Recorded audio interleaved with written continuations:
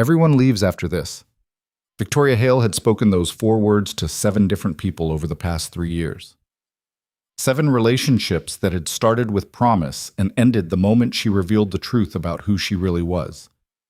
7 signatures that were never made. 7 doors that closed before they ever fully opened. But tonight, sitting across from Daniel Mercer in her dimly lit apartment, she was about to say them again, and she was already preparing for him to walk away. If you're ready to hear how one ordinary man changed everything, stay with me until the end.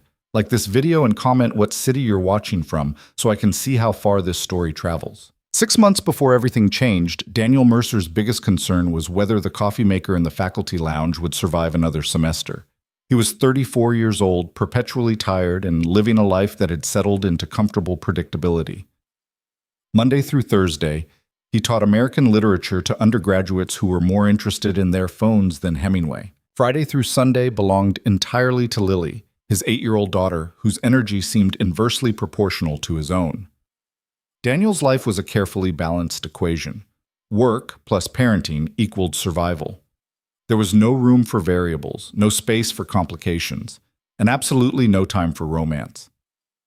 That was fine with him. His ex-wife Jennifer had left when Lily was 3. The divorce had been quick and clinical, like removing a splinter. Jennifer had wanted a different life, one that involved a tech startup in Seattle and a boyfriend who didn't smell like old books. She sent birthday cards twice a year and called on Christmas. Lily had stopped asking when Mommy was coming back around the time she learned to ride a bike. Daniel had learned to be enough for both of them. On that particular Tuesday evening in late September, Daniel was grading papers at his kitchen table when his colleague Marcus appeared at his door, already talking before Daniel could even say hello. "You're coming with me," Marcus announced, stepping inside without invitation. "I'm really not," Daniel replied, not looking up from a particularly painful essay about the Great Gatsby. Art gallery, downtown, free wine, interesting people. "I have papers to grade." "You always have papers to grade. You're coming." "Marcus, Lily's at her grandmother's tonight. You told me that yourself this morning, which means you have exactly 0 excuses." Daniel looked up. Marcus was wearing what he called his creative professor outfit, a burgundy blazer that was slightly too small and a scarf that served no practical purpose. He was grinning with the determination of someone who had already decided the outcome of this conversation. "1 hour," Marcus said. "Free wine. You can stand in a corner and judge people silently. It's literally your favorite activity." Daniel sighed.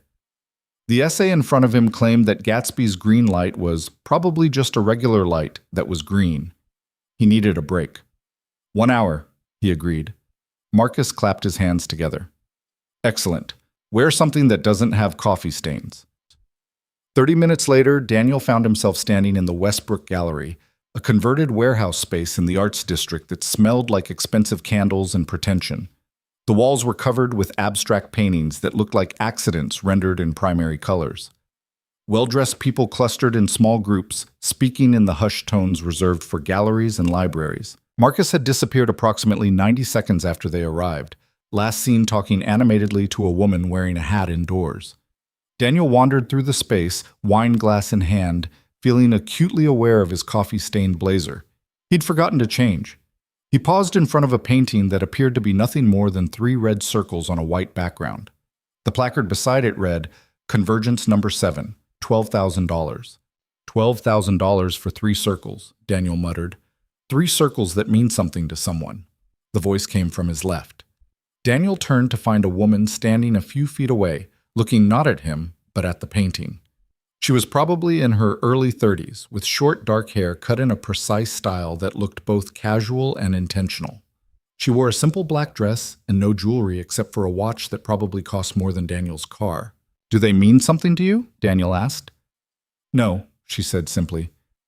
"But I'm not the person they were painted for." She still hadn't looked at him. Her focus remained entirely on the canvas, as if she were reading a language Daniel didn't speak. "I'm Daniel," he said, feeling suddenly awkward. "Victoria." A pause settled between them. Daniel took a sip of wine, trying to think of something intelligent to say about circles. "I don't know anything about art," he admitted finally. "Most people here don't," Victoria replied. "They know about appearing to know about art. It's different. She turned then, meeting his eyes for the first time. Hers were dark, almost black in the gallery's dramatic lighting, and there was something in her expression that made Daniel forget whatever he'd been about to say. Not coldness exactly, but a kind of careful distance, like someone who had learned to observe rather than participate. "You don't seem like you want to be here," she said. "I don't. My friend dragged me, then immediately abandoned me." "Sounds like my evening, except I came alone." "By choice? Is there another way to be alone?" Daniel found himself smiling. "Fair point." Victoria moved to the next painting, and Daniel followed without quite meaning to. This one was larger, a chaotic mess of black and white lines that looked like a child's scribble enlarged to absurd proportions. The placard read, "The space between, $18,000. "Ooh, $18,000, Daniel said. "For that." "You sound offended. I'm a college professor. I make in a year what that painting costs. So, yes, maybe a little offended." "What do you teach?" "Literature. Mainly American, some British. A lot of dead white men who wrote things college students pretend to read." Victoria's mouth twitched, almost a smile. "Do you enjoy it?" "Teaching, yes. Most days, do you enjoy whatever it is you do?" "Sometimes," she said. "Other times it feels like performing a role I didn't audition for." There was something in the way she said it, a weariness that Daniel recognized. He saw it in his own mirror some mornings, in the space between waking up and remembering who he was supposed to be. They moved through the gallery together, falling into an easy rhythm. Victoria would pause in front of a painting, study it in silence, then make an observation that was either profound or deliberately absurd. Daniel couldn't always tell which. He found himself relaxing, forgetting about the papers waiting at home, the lesson plans he needed to finish, the perpetual exhaustion that had become his baseline. "Do you have family?" Victoria asked as they stood before a painting called Red Study No. 4. "A daughter, Lily. She's 8. "And a wife?" "Ex-wife. She's in Seattle doing important tech things. I have Lily full-time." Victoria nodded slowly. "That must be difficult." "Some days, most days actually, but she's the best thing I've ever done. The only thing I haven't completely messed up." "You think you've messed things up?" Daniel laughed, but it came out hollow.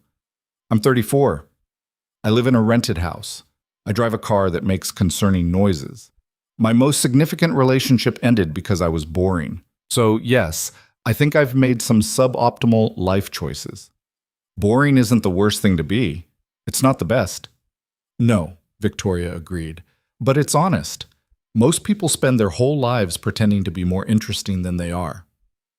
They had reached the back of the gallery now, where fewer people congregated. The lighting was dimmer here, the painting smaller and more experimental. Victoria stopped in front of a canvas that was entirely black except for a single white line running vertically down the center. "Division," she said, reading the title.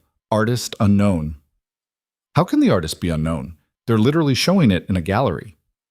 "Sometimes people create things they don't want credit for." Daniel looked at her profile, illuminated by the soft gallery lights. There was something about the way she said it, like she was talking about more than just paintings. "Can I ask you something?" he said. "You just did." "Can I ask you something else?" Victoria turned to face him fully. "Go ahead." "Why are you really here?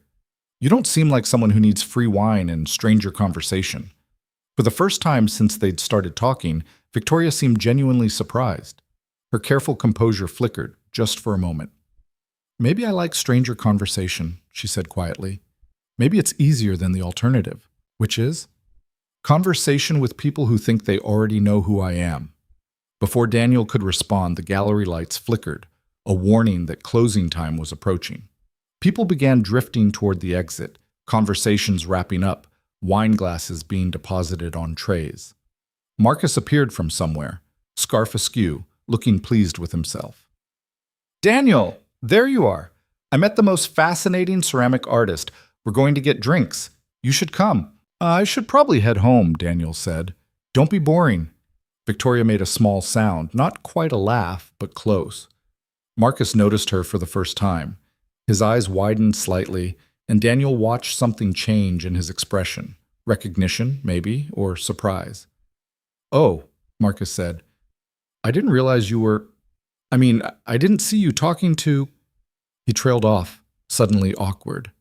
Victoria's expression had shifted back to careful neutrality. "Have a good evening," she said to Daniel, extending her hand. Her handshake was firm and brief. "It was nice talking to you," Daniel said. "Yes, it was." She turned to leave, and Daniel watched her walk toward the exit. She moved with the kind of quiet confidence that made people step aside without realizing they were doing it. At the door, she paused and looked back. Daniel was still watching her. "Don't search for me online," she said.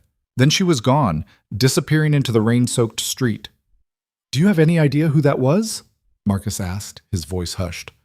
"Victoria. She didn't give me a last name." Marcus stared at him. "That was Victoria Hale." "Okay." "Victoria Hale, as in the Hale Global Foundation, as in billionaire Victoria Hale." Daniel blinked. "Billionaire?" "Billionaire," Marcus confirmed. "Her family basically owns half the city's infrastructure. The foundation controls something like $8 billion, maybe more. She's kind of a big deal." Daniel looked back at the door where Victoria had disappeared. The rain continued to fall outside, blurring the streetlights into soft halos. "She told me not to search for her online," he said. Marcus laughed. "Of course she did. Everyone searches. Everyone wants to know about the mysterious billionaire heiress." "I'm not going to." "Why not?" Daniel thought about the way Victoria had studied those paintings. The weariness in her voice when she talked about performing a role. The careful distance she maintained, like someone who'd learned not to let people too close. "Because she asked me not to," he said simply. Marcus shook his head. "You're a strange man, Daniel Mercer." "So I've been told." They left the gallery together, stepping out into the September rain. Marcus continued talking about the ceramic artist and her revolutionary approach to glaze techniques. Daniel nodded in appropriate places, but wasn't really listening. He was thinking about Victoria Hale, standing alone in front of paintings that cost more than his annual salary, looking like the loneliest person in the room. 4 days later, Daniel was browsing the Maritime Book Company, a cramped independent bookstore near the waterfront that smelled like old paper and possibility. It was Saturday afternoon, which meant Lily was at her grandmother's house, and Daniel had exactly 3 hours to himself before pickup. He was searching for a specific collection of poems by Mary Oliver.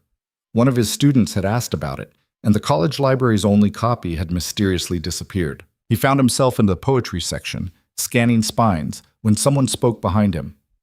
"Looking for something specific?" Daniel turned around.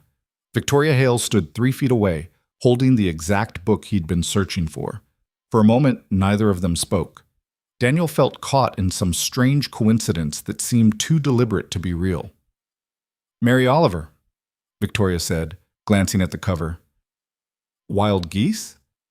Yes, I was looking for that." "It's a good collection." "You've read it?" "Several times." She handed him the book. "You should have it." "Were you going to buy it?" "I already own it. I was just browsing." Daniel took the book, their fingers briefly touching. "Thank you." "You're welcome." Another silence settled between them, but this one felt different than the gallery. Less careful, more uncertain. "This is strange," Daniel said. "What is?" "Running into you, here, in a city of 500,000 people." Victoria's mouth curved slightly. "Strange things happen." "Do you come here often?" That sounded like a terrible pickup line. "I didn't mean it as a pickup line." "I know what you meant, and yes, sometimes, when I want to disappear for a while." Daniel looked around the bookstore. It was nearly empty, just an elderly man in the history section and a college student asleep in the reading chair. The kind of place where disappearing seemed entirely possible. "Did you search for me?" Victoria asked suddenly. "Online?" "No." She studied his face like she was looking for the lie. "Why not?" "You asked me not to." "Most people would anyway." "I'm not most people. I'm aggressively average." Victoria laughed. Actually laughed, and the sound was startling in the quiet bookstore. You're definitely not average. No?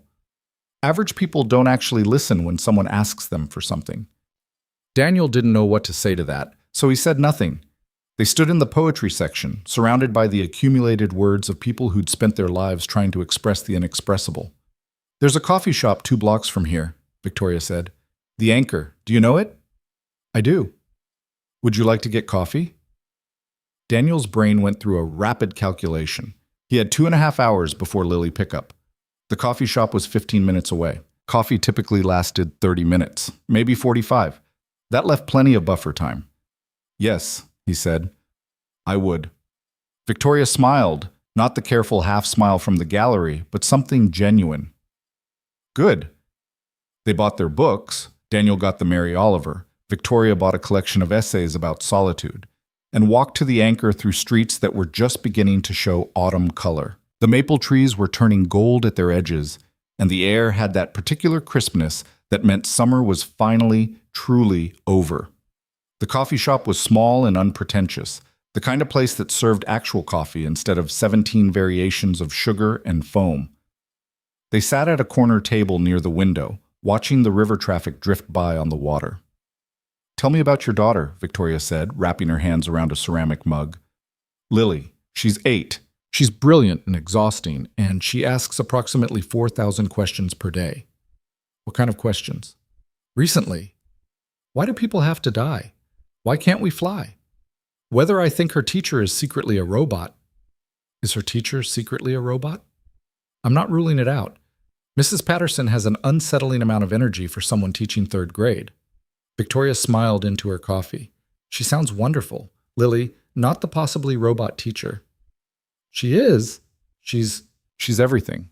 Daniel paused, realizing how that sounded. Sorry. Parents are boring. We only talk about our kids. You're not boring.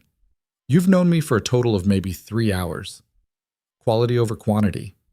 They talked for 90 minutes. About books, about cities Victoria had visited and Daniel had only read about the strange melancholy that comes with finishing a story you loved. Victoria was well-traveled, well-read, and surprisingly funny in a dry, understated way that made Daniel pay close attention so he didn't miss the jokes. But there were gaps in the conversation, moments when Victoria would start to say something, then stop herself. Questions she deflected with other questions. Daniel noticed, but didn't push. When they finally left the coffee shop, the afternoon had shifted into early evening. The light on the river had turned golden, and the air smelled like rain about to happen. I should go, Daniel said. Lily pickup. Of course. They stood on the sidewalk, and Daniel found himself not wanting the afternoon to end. Could I see you again? He asked. Victoria looked at him for a long moment. Yes, she said finally. I'd like that. They exchanged numbers. Daniel watched Victoria walk away toward the parking garage, moving through the evening crowd with that same quiet confidence. His phone buzzed. A text from Victoria. Thank you for the afternoon, he typed back. Thank you for the book recommendation. You already had it. You made it easier to find. 3 dots appeared, then disappeared, then appeared again. That's the nicest thing anyone said to me in a while. Daniel stared at his phone, trying to parse the sadness behind that sentence. Over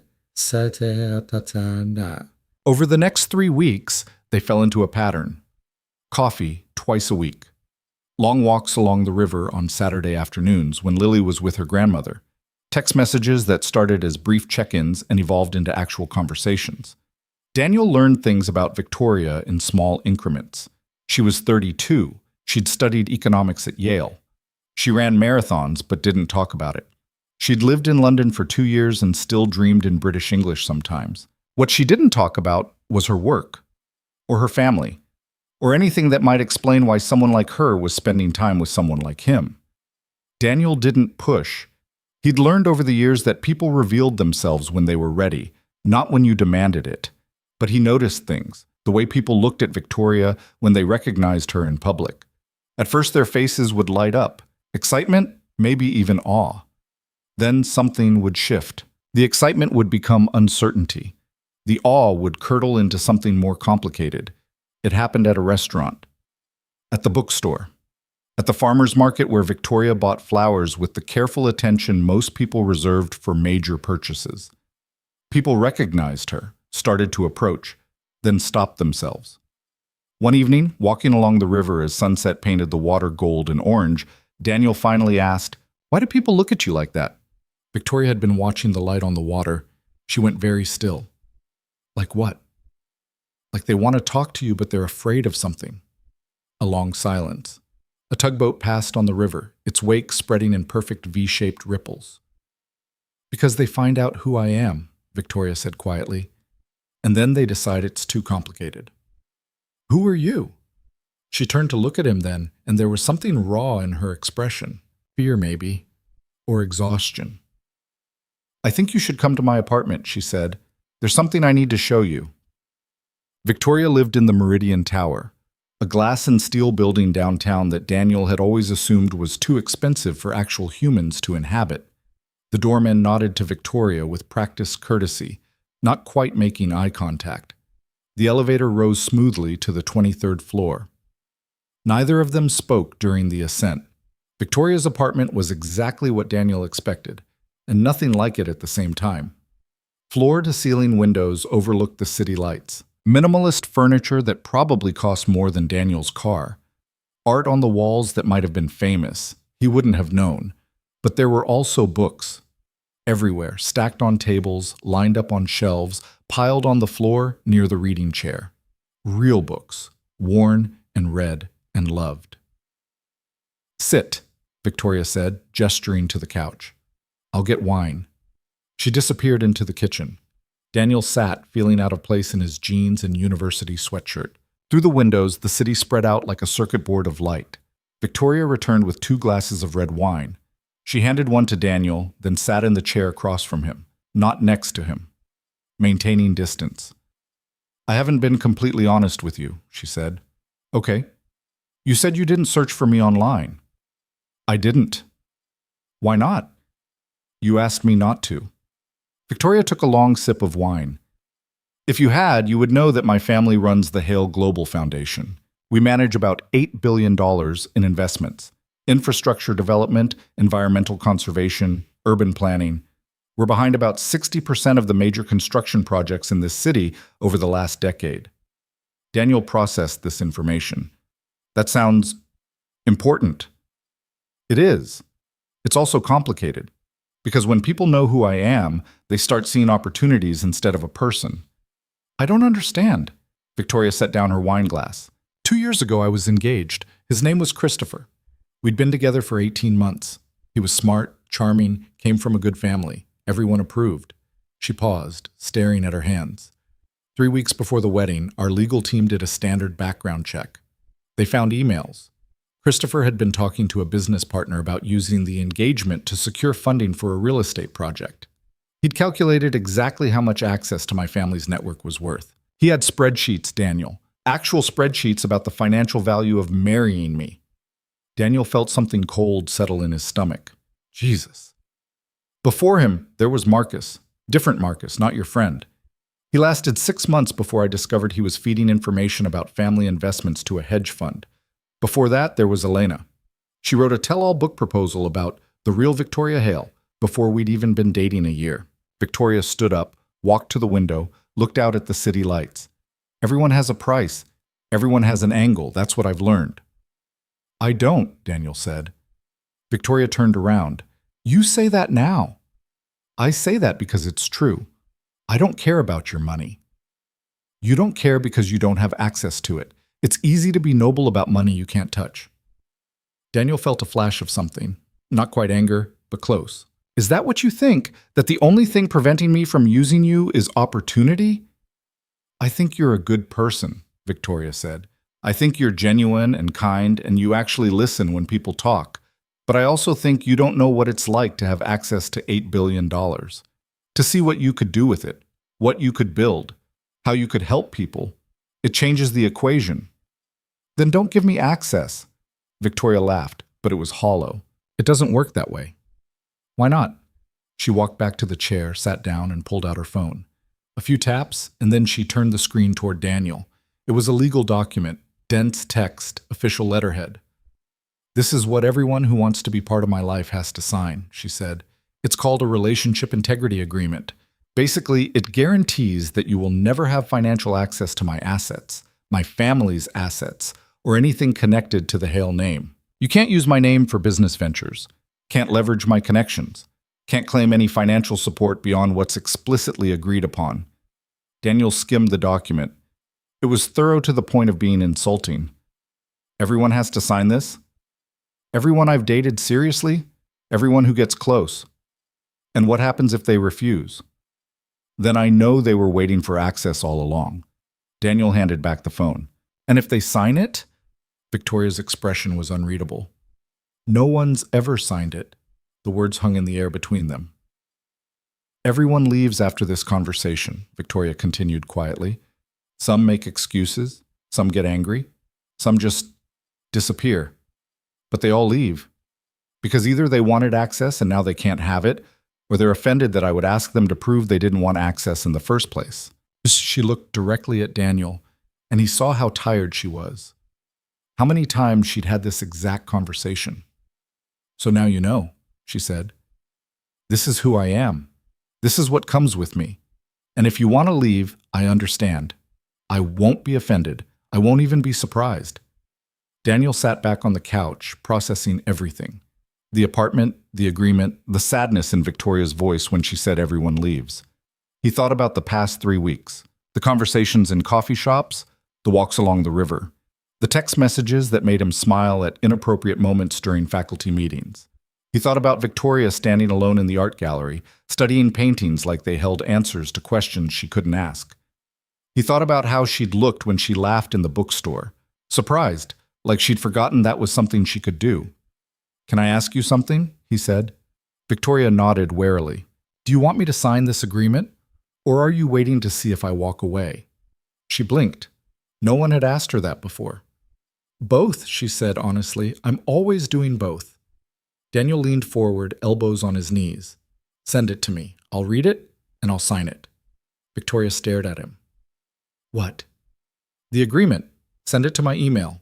I'll sign it. You don't want to think about it? I've been thinking about it for the last 10 minutes. I don't care about your money, Victoria. I care about whether Lily gets her homework done, and whether my students actually read the assigned chapters, and whether I can fix the concerning noise my car is making before it becomes an expensive noise. Your $8 billion doesn't help with any of that. People always say that. I'm not people. I'm one person, and I'm telling you the truth. Victoria's hands were shaking slightly. She clasped them together. Everyone leaves after this, Daniel. He met her eyes.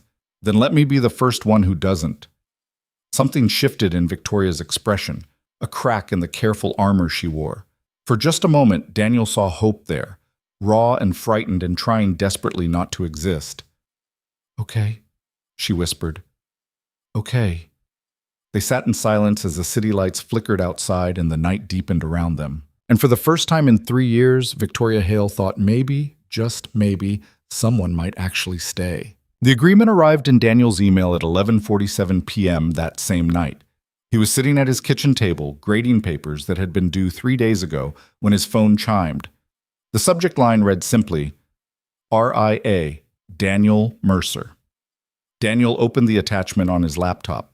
23 pages of legal language that boiled down to a single message. You will never profit from knowing me. He read every word. Every clause, every subcategory, every definition of what constituted financial benefit or social capital. The document was thorough to the point of being brutal. It covered everything from business ventures to book deals to social media posts that might mention the Hale name. There was a section about children. If Daniel and Victoria ever had children together, custody arrangements in the event of separation would be determined by the agreement's terms. The children would have access to trust funds, but Daniel would not. There was a section about gifts. Victoria could give Daniel gifts, but their total value in any calendar year could not exceed $50,000 without triggering additional documentation. There was even a section about death. If Victoria died, Daniel would have no claim to her estate beyond what was explicitly stated in a separate will. It was, Daniel thought, the most depressing document he'd ever read, not because of what it said, but because of why it had to exist. He signed it at 1:23 a.m., using the digital signature platform the law firm required. Then he sent Victoria a text. Done. Signed. See you Saturday?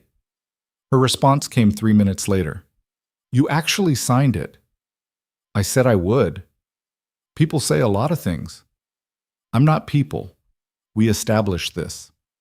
3 dots appeared, disappeared, appeared again. Saturday. Yes, I'd like that. Daniel set down his phone and looked at the stack of ungraded papers. Tomorrow was Friday, which meant teaching 3 classes and a department meeting that would definitely run long. Then Lily pickup, dinner, homework battles, bedtime negotiations. Saturday, he had until 3 p.m. before Lily came back from her grandmother's. His life was still the same complicated equation it had always been. Except now there was Victoria. He wasn't entirely sure how she fit into the formula yet, but he found himself wanting to figure it out. The next 2 weeks settled into something that felt almost normal. Coffee dates became dinner dates. Text messages became phone calls that stretched past midnight.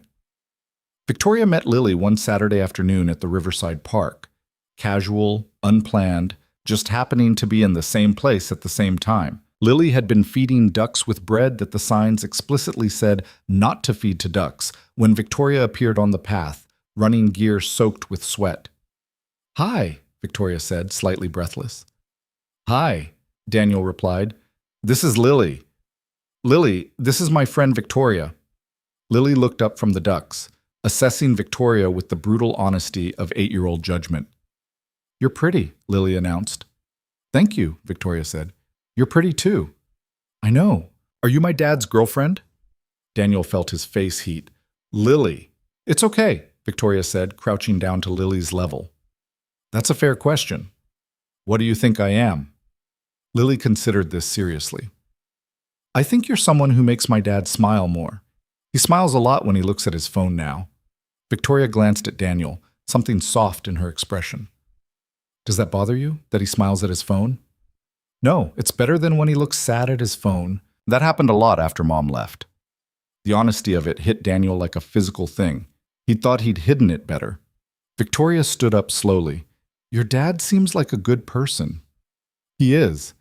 He makes really bad pancakes, though. They're always burned on one side. I'll keep that in mind. They talked for another 10 minutes.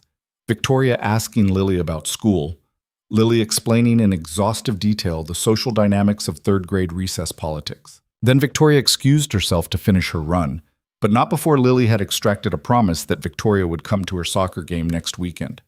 After Victoria left, Lily returned to the ducks. I like her, she said matter-of-factly. Yeah? Yeah, she listens when people talk. Most adults just pretend. Daniel watched his daughter throw bread to ducks who definitely should not be eating bread.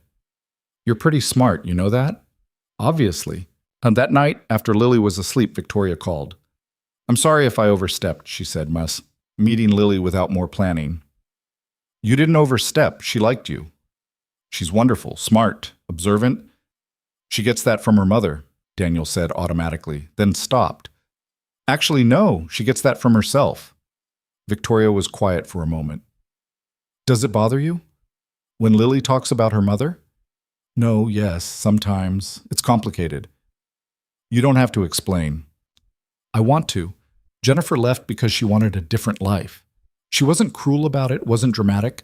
She just realized she'd made a mistake marrying me, having Lily. So she left. She sends child support, calls on birthdays. But she's not really part of Lily's life anymore. That must be hard. For both of you. Some days. But we're okay. We figured out how to be okay. Another pause. Another time. Daniel could hear city sounds in the background of Victoria's call. Sirens, traffic, the ambient noise of life happening. Daniel? Yeah? Thank you for signing the agreement. I know it's a lot. It's fine. It's not fine. It's invasive and insulting, and it assumes the worst about human nature. But it protects you, and I understand why you need protection. Victoria's voice went soft. Most people don't understand that. Most people haven't spent 3 hours reading 23 pages of legal text at 1 a.m. She laughed, that genuine laugh he'd first heard in the bookstore. You really did that. Every word. Did you know that if we have a hypothetical child together and that child becomes a professional athlete, there's a clause about endorsement deals? That's my uncle's addition. He's very thorough. He's very something. They talked until almost 2 a.m. about nothing and everything. About Lily's soccer abilities, limited but enthusiastic. About Victoria's foundation work, important but exhausting. About the best pizza in the city. They disagreed strongly. When they finally hung up, Daniel lay in bed staring at the ceiling, feeling something he hadn't felt in years. Hope, maybe. Or just possibility. The soccer game the following Saturday was a disaster in the way that third-grade soccer games always are. Children running in chaotic clusters, everyone forgetting which goal was which, one kid sitting down midfield to examine a beetle. Victoria showed up in jeans and a simple sweater, holding a travel coffee mug, looking nothing like a billionaire and everything like someone who just wanted to watch a children's soccer game. She sat next to Daniel on the cold metal bleachers. "Which one is Lily?" she asked. "Number 7, the one currently running the wrong direction." They watched Lily realize her mistake, turn around, and sprint back toward her own goal with determined intensity. "She's got spirit," Victoria said. "She's got something." The game ended in a confusing score that might have been 4-3 or possibly 7-2, depending on which parent you asked. Lily's team celebrated like they'd won the World Cup. Lily ran over to the bleachers, grass-stained and glowing. "Did you see my almost goal?" she demanded. "I saw your very determined running," Victoria said diplomatically. "Coach says determination is more important than goals." "Your coach is wise," Lily beamed. Then, with the casual thoughtfulness of children who don't yet understand social complexity, she said, "Are you coming to lunch with us?" Daniel started to intervene, to give Victoria an easy out. But Victoria spoke first. "I'd love to, if that's okay with your dad." "It's okay with me," Lily announced, then ran off to join her teammates who were doing some kind of victory dance that involved a lot of spinning. Daniel looked at Victoria. "You don't have to." "I want to, unless you don't want me to." "I want you to." "Then it's settled." They went to Mario's, a pizza place near the soccer fields that catered specifically to the post-game crowd. It was loud and chaotic and smelled like cheese and childhood. They squeezed into a booth, Lily between them, and ordered a large pepperoni. Lily talked nonstop about the game, about school, about a book she was reading that had a dragon who was secretly afraid of fire.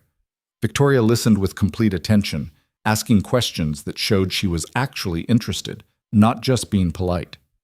Daniel watched them interact and felt something shift in his chest. Not love, it was too soon for that, but something adjacent to it, something that felt like his life was getting bigger instead of smaller. Halfway through the meal, Lily excused herself to go to the bathroom. The moment she was out of earshot, Victoria turned to Daniel. "Is this okay?" she asked quietly. "Me being here? With Lily?" "More than okay. I don't want to complicate things for you, for her." "You're not. Lily's been asking about you all week. She wanted to know if you were my girlfriend, and I didn't know what to say because we haven't talked about what this is." Victoria traced a pattern on the table with her finger. "What do you want it to be?" "I want it to be real, whatever that means." "Real is complicated. So is everything worth having." Victoria looked up at him, and something in her expression was unguarded. Vulnerable. "I'm not good at this. At letting people close. I'm out of practice." "So am I. We can be out of practice together." Lily returned from the bathroom with wet hands and a story about a soap dispenser that had exploded. The conversation shifted back to safe territory, pizza toppings, upcoming school events, whether dragons could swim. But Daniel caught Victoria smiling when she thought no one was looking, and he thought maybe this could work. Maybe. The first sign that things were about to get complicated came 3 days later. Daniel was in his office at the college, preparing for his afternoon American literature survey, when his phone buzzed. A text from Marcus. "Have you seen the Riverside blog?" Daniel had not seen the Riverside blog. He barely knew what the Riverside blog was. Some local gossip site that covered city politics and social events? "No. Why?" "Just check it." Daniel opened his laptop and found the site. The headline was immediate and unavoidable. Billionaire heiress Victoria Hale spotted with local professor, new romance or strategic networking. Below the headline were photos. Victoria and Daniel walking by the river. Victoria and Daniel at the coffee shop. One particularly clear shot of them at the soccer game, Victoria laughing at something Lily said. The article was speculative and invasive, full of questions phrased as statements. Sources close to the Hale Foundation wonder whether this relationship represents genuine connection or calculated social positioning. And Daniel Mercer, a literature professor at Westbrook College, has seen his profile rise dramatically since being photographed with Hale. Daniel's stomach turned cold. He called Victoria immediately. "I saw it," she said before he could speak. "My assistant sent it to me an hour ago." "Victoria, I don't know how they got those photos." "Oh, they're always watching. I should have warned you. I should have been more careful." "This is insane. We were just having coffee, having lunch." "It doesn't matter what we were actually doing. What matters is what it looks like." Daniel could hear strain in her voice, exhaustion, like this was a fight she'd fought before and lost. "What do we do?" he asked. "Nothing. We ignore it. Eventually they'll find something else to write about." "Will they, though?" Silence. "I don't know," Victoria admitted. "Sometimes they do, sometimes they don't." That evening, Daniel received an email. The sender was anonymous, the subject line blank. Inside was a single sentence. "Congratulations on your new connections." Attached was a document. Daniel opened it with a sense of dread he couldn't quite name. It was a modified version of the relationship integrity agreement he'd signed. But this version had changes, additions, clauses he'd never seen before. One clause stated that if Daniel was ever found to have benefited financially from his association with Victoria through any means, direct or indirect, he would be liable for damages up to $5 million. Another clause gave the Hale Foundation the right to audit Daniel's finances annually for the duration of the relationship. A third clause, buried in the dense legal language, essentially made Daniel responsible for any reputational damage his relationship with Victoria might cause the foundation. Daniel read it 3 times, his confusion turning to anger. This wasn't the document he'd signed. These clauses didn't exist in the original agreement. He called Victoria immediately. "Someone sent me a different version of the agreement," he said without preamble. "It has clauses that weren't in the original." "What?" Victoria's voice was sharp. "Send it to me, now!" Daniel forwarded the email. He heard Victoria's sharp intake of breath as she opened it. "This isn't the agreement you signed," she said. "These clauses, they're not standard. They're not legal without both parties consenting." "Then where did they come from?" Victoria was silent for a long moment. "I think I know." 20 minutes later, Daniel's phone rang. Victoria's name on the screen, but her voice was tight with barely controlled fury. "My uncle," she said, "Robert Hale. He's the foundation's legal director. He added those clauses after you signed." "Why?" "Because he thinks he's protecting the family. Because he doesn't trust anyone who gets close to me. Because he's convinced that everyone has an angle." "Can he do that? Just change a legal document after someone signs it?" "No, it's not legally binding, but he wanted you to see it. Wanted you to know that you're being watched. Wanted to scare you away." Daniel felt something cold settle in his chest. "Did it work?" "What? Did it scare me away?" Victoria stopped. "I don't know. Did it?" Daniel thought about the email, the modified clauses, the implication that he was being monitored, evaluated, judged by people he'd never met. He thought about Lily asking if Victoria was his girlfriend. He thought about Victoria laughing at the soccer game, completely unguarded. "No," he said, "it didn't scare me away. But it did piss me off." He could hear Victoria's surprised exhale. "You're angry?" "Yes. I'm angry that someone I've never met feels entitled to manipulate legal documents to protect you from me. I'm angry that you have to live like this, constantly wondering who's going to betray you next. I'm angry that being with you apparently means being investigated and monitored and treated like a potential criminal." "Daniel, but I'm not leaving. Because the thing your uncle doesn't understand is that I don't care about your money. I care about the fact that you actually listen when Lily talks about dragons. I care about the way you look at paintings like they're telling you secrets. I care about you, Victoria. Just you. And no amount of threatening legal clauses is going to change that." Victoria was crying. He could hear it in her breathing. "No one's ever," she started, then stopped. "No one's ever gotten angry on my behalf before." "Then you've been spending time with the wrong people. I need to deal with my uncle. Do you want me there?" "No, this is family business. But Daniel..." "Yeah? Thank you for not leaving." "You're welcome, for what it's worth." Victoria ended the call. Daniel sat in his quiet house, papers ungraded, dinner unmade, and felt the weight of what he'd just committed to. This wasn't going to be simple, but nothing worth having ever was. The next morning, Daniel woke to a text from Victoria. "It's handled. Uncle Robert has been reminded about professional boundaries. Original agreement stands, no modifications, no monitoring." "How did that conversation go?" Daniel typed back. Loudly. "Are you okay?" "I'm better than okay. I haven't stood up to him in years. Felt good." Daniel smiled at his phone. Lily noticed from across the breakfast table. "You're doing the smile thing again," she observed, chewing cereal. "What smile thing?" "The smile you do when Victoria texts you. It's different from your regular smile." "How is it different?" Lily considered this seriously. "Happier. Like you forgot to be tired." Daniel looked at his daughter, this small, wise person who saw too much. "Am I that transparent?" he asked.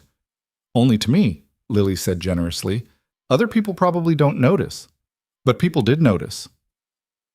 Over the next week, Daniel became aware of subtle changes in how people treated him. Colleagues who'd barely acknowledged him before suddenly wanted to have lunch. The department chair mentioned possible opportunities for advancement. A publisher he'd never contacted reached out about a book project. At first, Daniel thought it was coincidence. Then he realized it was Victoria. Or rather, it was people's knowledge of Victoria. He'd become interesting by association, valuable by proximity. It made him feel sick. He brought it up with Victoria during dinner at her apartment.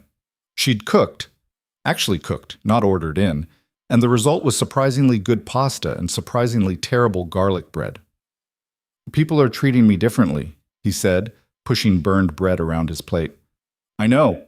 I'm sorry." "You know? It always happens. People calculate the social capital of knowing someone who knows me. They can't help it."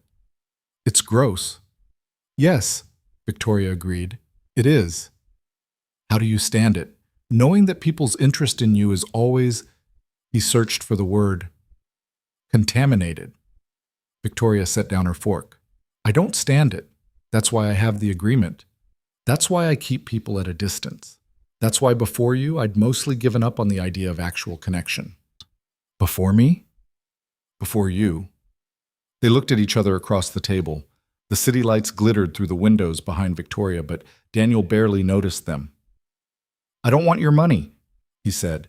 "I don't want your connections. I don't want anything except this. Whatever this is." "I know. That's why you're still here." "Is it enough? Me just being here?" Victoria reached across the table, took his hand. Her fingers were warm. "It's more than enough," she said quietly. "It's more than I thought I'd ever have." They finished dinner, cleaned up together, moving around the kitchen with the easy choreography of people learning each other's rhythms. Victoria washed, Daniel dried. Simple and domestic and completely normal. Later, sitting on the couch with wine and the city stretched out below them, Victoria spoke into the comfortable silence. "I need to tell you something." Daniel felt his stomach tighten. "Okay." "There's a foundation gala next month. It's annual, mandatory, insufferable. 600 people, most of whom I can't stand. Speeches, dancing, fundraising. Sounds terrible." "It is, and I want you to come with me." Daniel blinked. "To the gala?" "As my date. Officially. Publicly." "Victoria, I know what I'm asking. I know it means photos, attention, speculation. I know it means people will talk and analyze and probably write more stupid articles. But I'm tired of hiding. Tired of pretending that the people I care about don't exist because it's easier than defending them." She turned to face him fully. "I want people to know you're in my life. I want to stop acting like this thing between us is something to be ashamed of." Daniel thought about what she was offering. Not just a date to a party, but public acknowledgement, stepping into her world fully, becoming visible in a way he'd never been before. It terrified him. Okay, he said. Okay? Okay. I'll go. I'll be your date. I'll smile for photos and make small talk with billionaires and probably say something embarrassing. Victoria laughed. You don't have to do this. Yes, I do, because you asked, and because hiding feels like giving up. She kissed him then. Not the careful, tentative kisses they'd shared before, but something certain, committed. When they broke apart, Victoria was smiling, really smiling. You're going to need a tuxedo, she said. I have a tuxedo. From when? My wedding. That doesn't count. Why not? Because you're going to need one that doesn't have sad memories attached to it. Daniel laughed because she was probably right. They sat together as the night deepened, making plans for a gala that was still weeks away but felt suddenly very real. Victoria explained the foundation's work, the projects they funded, the people who would be there. Daniel listened and tried not to think about how out of place he'd feel. Around midnight, his phone buzzed. A text from his mother. Lily says you have a girlfriend. When do I get to meet her? Daniel showed Victoria the message. What did you tell Lily? Victoria asked. I told her you were someone important to me. She upgraded that to girlfriend without consulting me. Is she wrong? No, she's not wrong. Victoria looked pleased. Then I should probably meet your mother. Are you sure? She's going to have questions. So many questions. I can handle questions. And Daniel believed her, because Victoria had handled lawyers and foundation directors and manipulative exes. She'd built walls to protect herself and was now, slowly, carefully, taking them down. For him. The thought was humbling and terrifying in equal measure. 2 weeks later, Victoria came to Sunday dinner at Daniel's mother's house. Lily was there, chattering excitedly about a school project. Daniel's mother, Patricia, greeted Victoria with warm curiosity and only slightly obvious assessment. They ate pot roast and potatoes. Victoria asked Patricia about her garden, about her work at the library, about raising Daniel. Patricia answered with stories that made Daniel want to sink through the floor. He was such a serious child, Patricia said. Always reading, always thinking too much. Some things never change, Victoria said, glancing at Daniel with affection. After dinner, while Daniel and Lily did dishes, Patricia pulled Victoria aside in the living room. Daniel could see them through the doorway, talking quietly. He tried not to eavesdrop, but failed completely. Are you going to hurt my son? Patricia asked directly. Victoria didn't flinch. I'm going to try very hard not to. That's not the same as no. No, it's not. But it's honest. Patricia studied Victoria for a long moment. He's been hurt before, by someone who didn't appreciate what she had. I know. And Lily, she's already attached to you. Children attach quickly. I know that too. So what are your intentions? If you don't mind me asking such an old-fashioned question. Victoria looked past Patricia to where Daniel was helping Lily dry a serving bowl.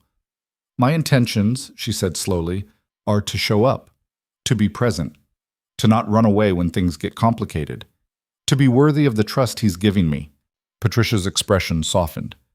That's a good answer. It's the only answer I have. They rejoined Daniel and Lily in the kitchen. Lily was explaining her elaborate theory about why dolphins were actually aliens conducting long-term surveillance. Victoria listened with complete seriousness, asking follow-up questions about dolphin technology. Driving home later, just Daniel and Lily, since Victoria had taken her own car, Lily announced from the back seat, Grandma likes her. How do you know? She used her good plates. She only uses good plates for people she likes. Daniel smiled in the darkness of the car. When did you get so observant? I've always been observant. You're just now noticing. That night, after Lily was in bed, Victoria called. Your family is wonderful, she said. My mother interrogated you. I would have been disappointed if she hadn't. What did you tell her? The truth. That I'm trying. That I don't want to hurt you. That I'm terrified I will anyway. Daniel sat on his bed in the dark. You're not going to hurt me. You don't know that. Neither do you. Victoria was quiet for a moment. The gala is in 2 weeks. I know. Are you ready? No, but I'll be there anyway. That's all I can ask. They talked until almost 1 a.m. about nothing and everything. About Lily's dolphin theory and Patricia's pot roast, and the concerning noise Daniel's car was making that had progressed from concerning to alarming. And somewhere in that conversation, in the comfortable intimacy of late-night phone calls, Daniel realized something. He was falling in love with Victoria Hale, not with her money or her status or her foundation. With her. The way she listened, the way she laughed, the way she was learning to trust despite every reason not to. He didn't tell her, not yet, but he knew.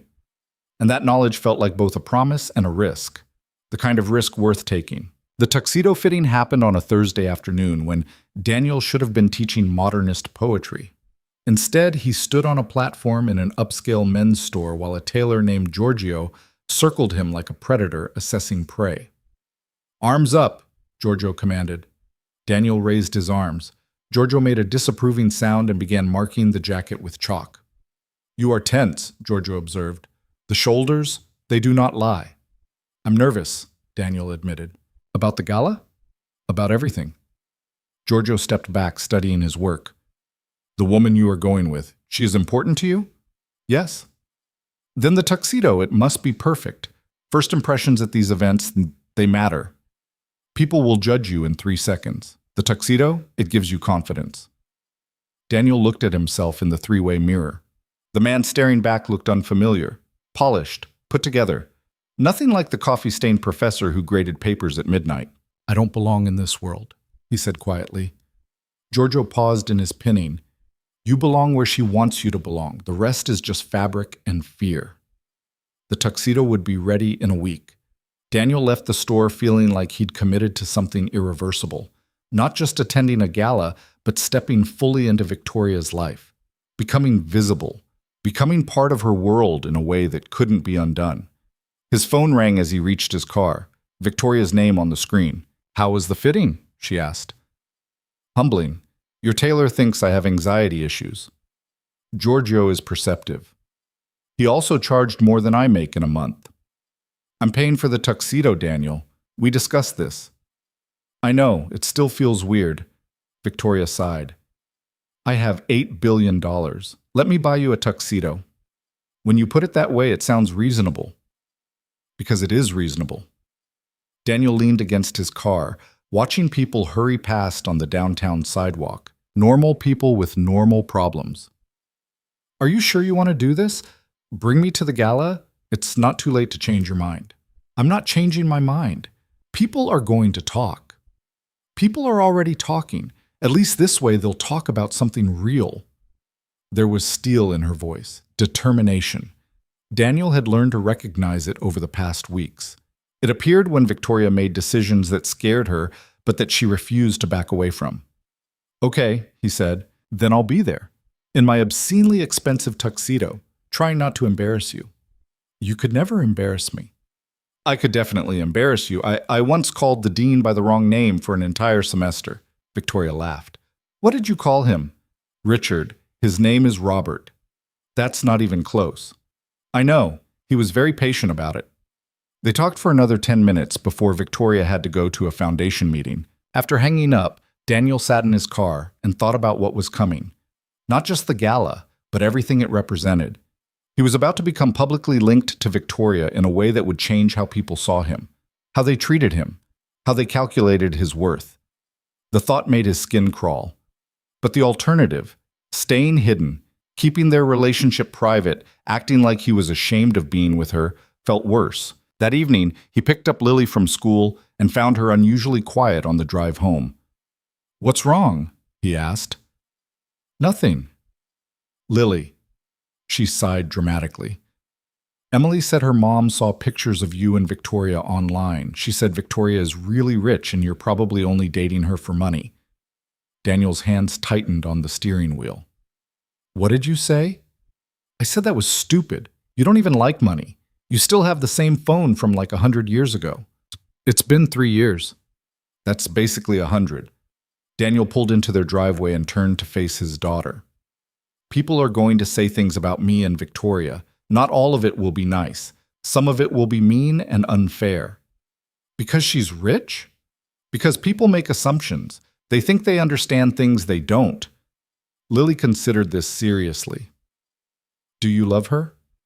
The question caught Daniel off guard. That's complicated.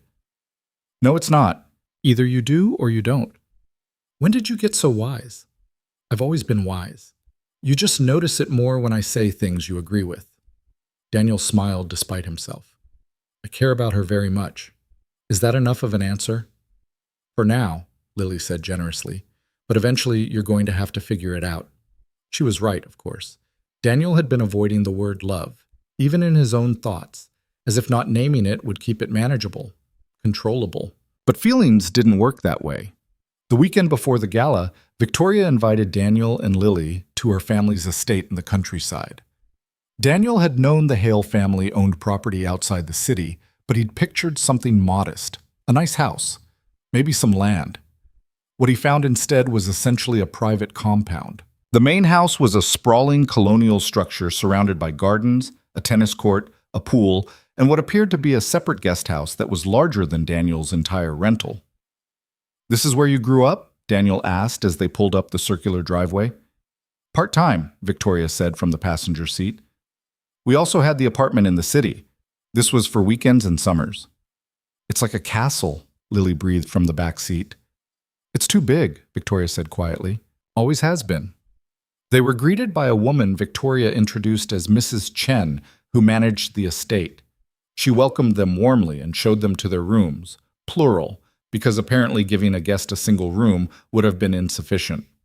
Daniel's room had a 4-poster bed and windows overlooking the gardens.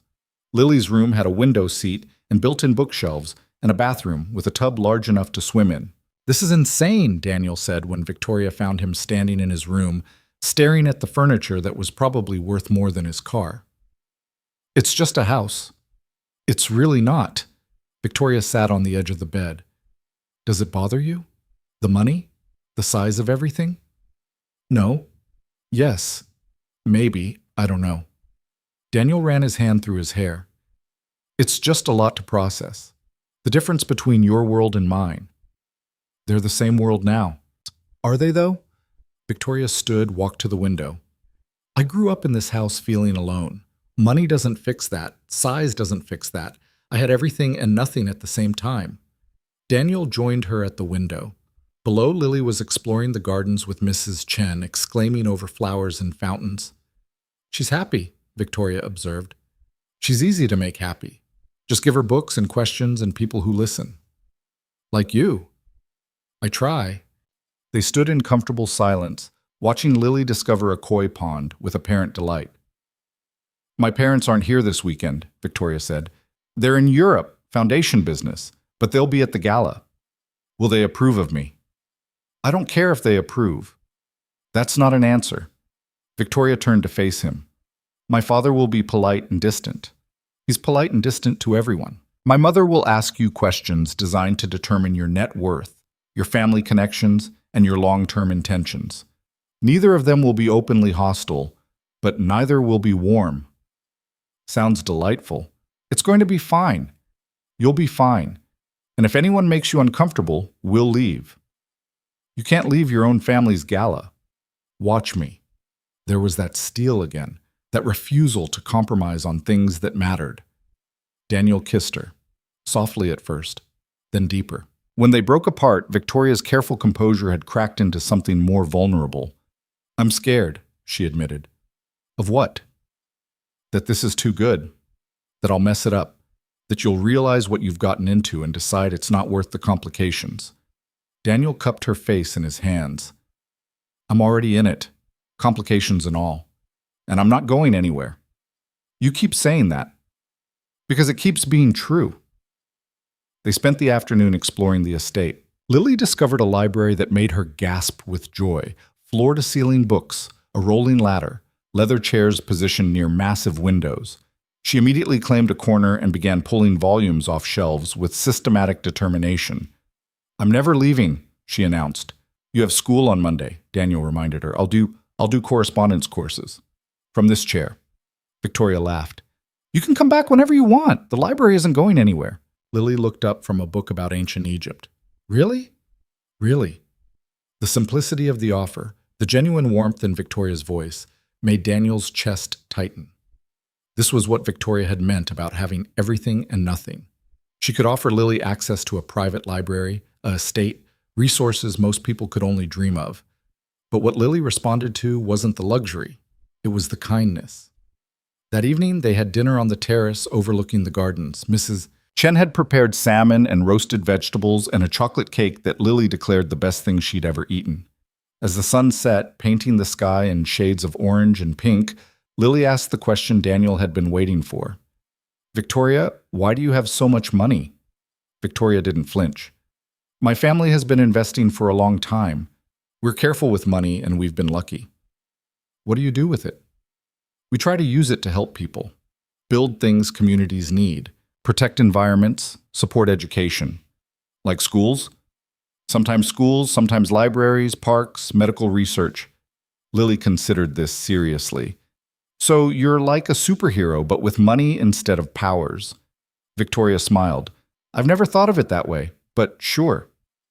"Do you ever wish you didn't have it? The money?" The question was innocent, but Daniel saw Victoria's expression shift, something painful flickering across her features. "Sometimes," she said honestly, "sometimes I wish I could just be normal. Meet people without them calculating what they could gain from knowing me. Have relationships that aren't complicated by contracts and suspicion." "But then you wouldn't be you," Lily said with the blunt wisdom of children. "And Dad likes you, the actual you, not the money you." Victoria's eyes went bright. "Thank you, Lily. That means a lot." After Lily went to bed, reluctantly leaving the library, Daniel and Victoria sat on the terrace as night settled around them. The estate was quiet except for crickets and the distant sound of water from the fountains. "She's remarkable," Victoria said. "Lily, the way she sees things." "She gets that from her mother," Daniel said, then corrected himself. "Actually, she gets it from herself. I need to stop giving Jennifer credit for Lily's good qualities. You're allowed to have complicated feelings about your ex-wife." "I'm mostly just sad about it now. Sad that Jennifer missed out on knowing this incredible person. Sad that Lily doesn't have a mother who shows up." Victoria took his hand. "She has you. That's more than a lot of kids have." "Is it enough?" "It seems to be." They sat in comfortable silence. Then Victoria spoke again, her voice careful. "There's something I need to tell you about the gala." Daniel felt his stomach tighten. "Okay." "There will be press, photographers. The foundation usually gives exclusive access to a few outlets for publicity purposes, which means pictures of us will be everywhere. Social media, news sites, probably some gossip columns." "I assumed as much." "And there will be people there who knew Christopher, my ex-fiancé. Some of them still think I made a mistake ending that engagement." "Did you?" "No, but they don't see it that way. They see a relationship that made sense on paper, compatible families, similar backgrounds, mutual financial interests." "Everything I'm not." Victoria turned to face him. "Everything you're not. And that's going to confuse people. They're going to wonder what you're getting out of this relationship. They're going to assume there's an angle." "There's no angle." "I know that. You know that. But they won't believe it. People like certainty. And what we have doesn't fit their models for how relationships work in my world." Daniel thought about what she was saying, the scrutiny, the judgment, the endless speculation about his motives. "Are you trying to talk me out of going?" he asked. "No, I'm trying to prepare you. There's a difference." "I can handle it." "Can you? Really? Because once we walk into that gala together, there's no going back. Your life changes. Your privacy changes. Every decision you make will be analyzed through the lens of your relationship with me. So your life. I'll be living your life. A version of it." Daniel stood, walked to the edge of the terrace. The garden stretched out below, shadowy and vast in the darkness. He thought about his small rental house, his predictable routine, his life that had been carefully constructed to be simple and manageable. Then he thought about Victoria standing alone in the art gallery, studying paintings like they held the answers to questions she couldn't ask. He thought about the way she listened to Lily talk about dolphins and dragons and school drama with complete attention. He thought about the weariness in her voice when she said everyone leaves after this. "I'm going," he said firmly. "To the gala. With you. As your date. And yes, it scares me. Yes, I'll probably say something awkward to someone important. Yes, my life will change. But the alternative is asking you to keep hiding, keep pretending that what we have isn't real. And I won't do that to you. Victoria joined him at the edge of the terrace. You're sure? I'm terrified, but I'm sure. She kissed him then, and there was relief in it, gratitude. When they broke apart, she said quietly, I don't deserve you. Yes, you do. You just haven't believed it yet. They stayed on the terrace until nearly midnight, talking about the gala, about logistics, about the speech Victoria would have to give about the foundation's work. She was nervous about the speech, Daniel realized. Not about the content, but about performing, about being the public face of something so large and impersonal. What if I mess it up? She asked. You won't. You don't know that. I know you. You're brilliant and articulate, and you care about the work. That's going to come through. What if it doesn't? Then it doesn't, and the world keeps turning, and we leave early and get burgers somewhere. Victoria laughed. You can't get burgers in a tuxedo. Watch me. The next morning, they drove back to the city. Lily fell asleep in the back seat, exhausted from her library adventures. Victoria drove while Daniel watched the countryside give way to suburbs, give way to urban sprawl. Thank you for coming this weekend, Victoria said quietly. Thank you for inviting us. Lily had fun. Lily had the time of her life. She's going to want to live there now. She's welcome anytime. You keep saying things like that. Because I mean them. Daniel looked at Victoria's profile, illuminated by morning sunlight. I love you. The words came out before he could stop them. Unplanned. Unfiltered. Victoria's hands tightened on the steering wheel. For a long moment, she didn't respond. Daniel felt panic rising in his chest. Too soon. He'd said it too soon. Then Victoria pulled the car over to the side of the road, put it in park, turned to face him. Say that again, she said. I love you. You're sure? I'm sure. Victoria's eyes were bright with tears. No one said that to me in 3 years, not since before Christopher, not since I stopped believing it was possible.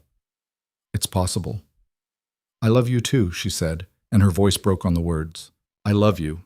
And it terrifies me because everyone I've loved has left or betrayed me or decided I wasn't worth the complications. I'm not everyone. No, you're not. They kissed in the pulled-over car while Lily slept peacefully in the back seat and traffic rushed past on the highway.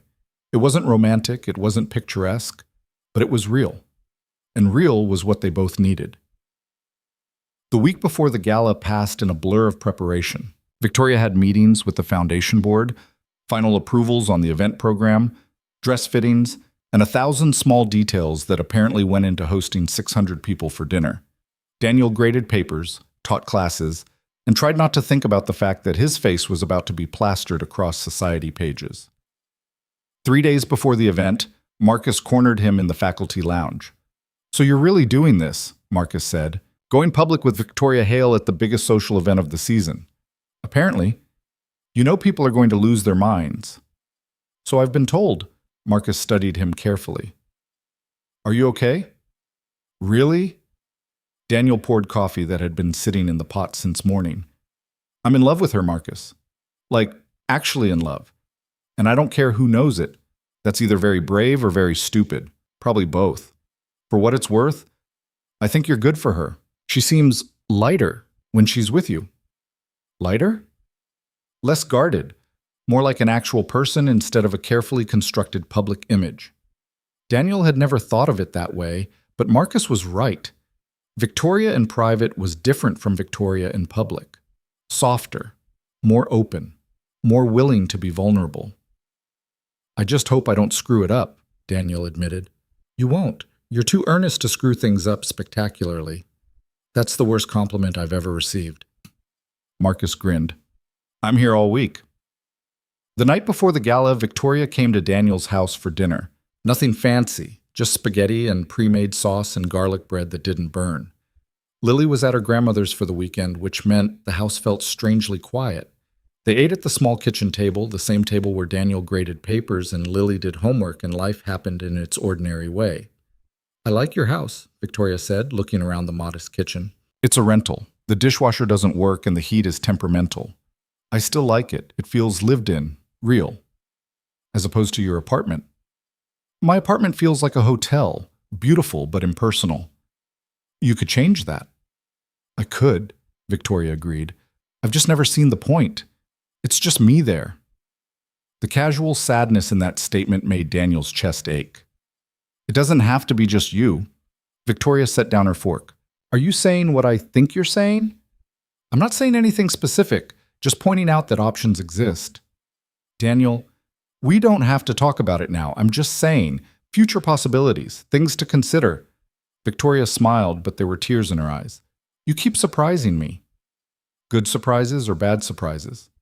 The best surprises. After dinner, they sat on Daniel's worn couch and watched a movie neither of them paid attention to. Victoria curled against Daniel's side, and he could feel the tension in her body, the anxiety about tomorrow. What are you most worried about? He asked. Everything. The speech, the photos, introducing you to my parents, people's reactions, accidentally spilling something on my dress. You're not going to spill anything on your dress. You don't know that. I spill things when I'm nervous. Then I'll stand very close and intercept any potential spills. Victoria laughed. My hero. What's the speech about? The foundation's work this year, projects we've funded, impact metrics, boring numbers, and grateful platitudes. Can I hear it? Victoria pulled out her phone, opened her notes, and read the speech aloud. It was well written and thoroughly impersonal. Statistics about infrastructure investment, quotes from community leaders, acknowledgement of major donors. What do you think? She asked when she finished. I think it's very professional. But it doesn't sound like you. Victoria frowned. What do you mean? It sounds like a speech written by a foundation executive, not by someone who actually cares about the work. I do care about the work. I know, but the speech doesn't show that. It's all numbers and abstractions. Where's the part about why this matters to you? Victoria stared at her phone. I can't be personal. It's a professional event. Says who? Says everyone. My uncle, the board, the communications team. What if you ignored them, just for one speech? Victoria looked uncertain. I wouldn't know what to say. Yes, you would. Tell them why you do this work, why it matters, what you hope to accomplish beyond the numbers. She was quiet for a long time, thinking. Then she began typing on her phone, deleting the old speech, writing something new. Daniel watched her work, seeing the concentration in her expression. After 20 minutes, she read the new version aloud. This one was different. Still professional, but personal. She talked about growing up with privilege and the responsibility that came with it. About wanting to use resources to build things that mattered. About believing that infrastructure was more than concrete and steel. It was about creating spaces where communities could thrive. It was vulnerable and honest and completely Victoria. That's perfect, Daniel said when she finished. It's terrifying. The best things usually are. Victoria saved the new speech, then set her phone aside. Thank you. For what? For pushing me. For believing I can be more than just the polished public version of myself. You've always been more than that. You just haven't let people see it. They stayed on the couch until late, Victoria's anxiety gradually settling into something more manageable. Around midnight, she stood to leave. At the door, she turned back to Daniel. Tomorrow is going to change everything, she said. I know. Are you ready? No, but I'll be there anyway. Victoria kissed him. I'll pick you up at 6. I'll be ready, tuxedo and all. After she left, Daniel stood in his quiet house and thought about what was coming. Tomorrow night, he would step into Victoria's world completely, become visible in a way that couldn't be undone, accept all the scrutiny and speculation that came with loving someone whose life was public property. It should have terrified him. Maybe it did. But when he thought about Victoria standing in front of 600 people, giving a speech that revealed her actual heart, he knew he wanted to be there to see it. Whatever came after, they would face it together, and that was enough. The tuxedo fit perfectly, which somehow made Daniel more nervous.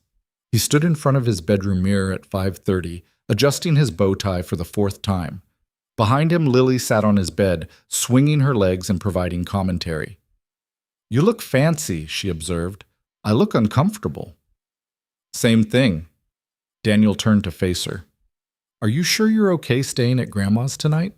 Dad, I'm fine. Stop asking. I just want to make sure.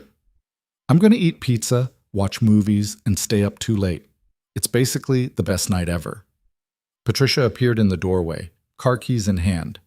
Daniel, stop fidgeting. You look handsome. I look like I'm playing dress up. You look like a man going to support the woman he loves. Now stop catastrophizing and go have a good time. Lily jumped off the bed and hugged Daniel fiercely. Don't be nervous. Victoria likes you even when you're awkward. That's weirdly reassuring. You're welcome. Patricia drove Lily away, leaving Daniel alone in the quiet house. He checked his phone. 5:45. Victoria would be here in 15 minutes. His phone buzzed. A text from Marcus. Don't forget to smile for the cameras and try not to trip. Another text. This one from his department chair. Heard you're attending the Hale Foundation Gala. Representing the college well, I hope. Daniel stared at the second message. He wasn't representing the college. He was going as Victoria's boyfriend. But apparently, people had already started viewing him through the lens of usefulness and social capital. It made him feel sick. At exactly 6 p.m., a car pulled into his driveway. Not Victoria's car, a black town car with a driver. Daniel locked his house and walked to the vehicle, feeling absurdly out of place in his own driveway.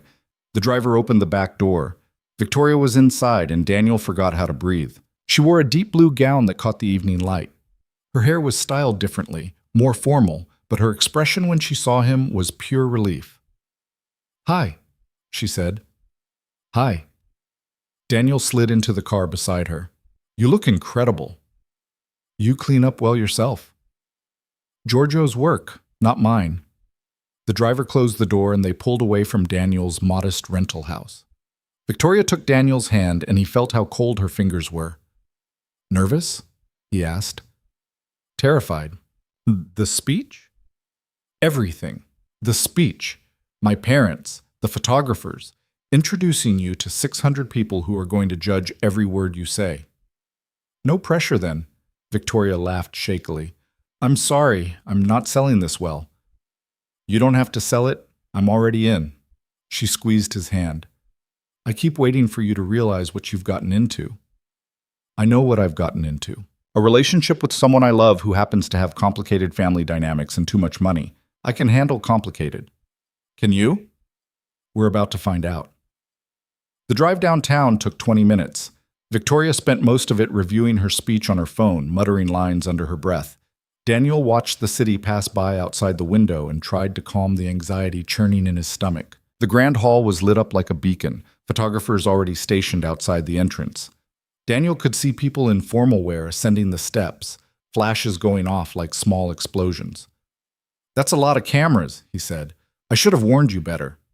You warned me fine. The car pulled up to the entrance. The driver came around to open Victoria's door. Daniel saw her take a deep breath, saw her shoulders straighten, saw the careful mask of public composure slide into place. Then she looked at him. Ready? No, but let's do it anyway. They stepped out of the car together. Immediately, cameras started flashing. Photographers called Victoria's name. A few called Daniel's name too, which was surreal and disorienting. Victoria held his hand. They walked up the steps together while lights exploded around them and people shouted questions.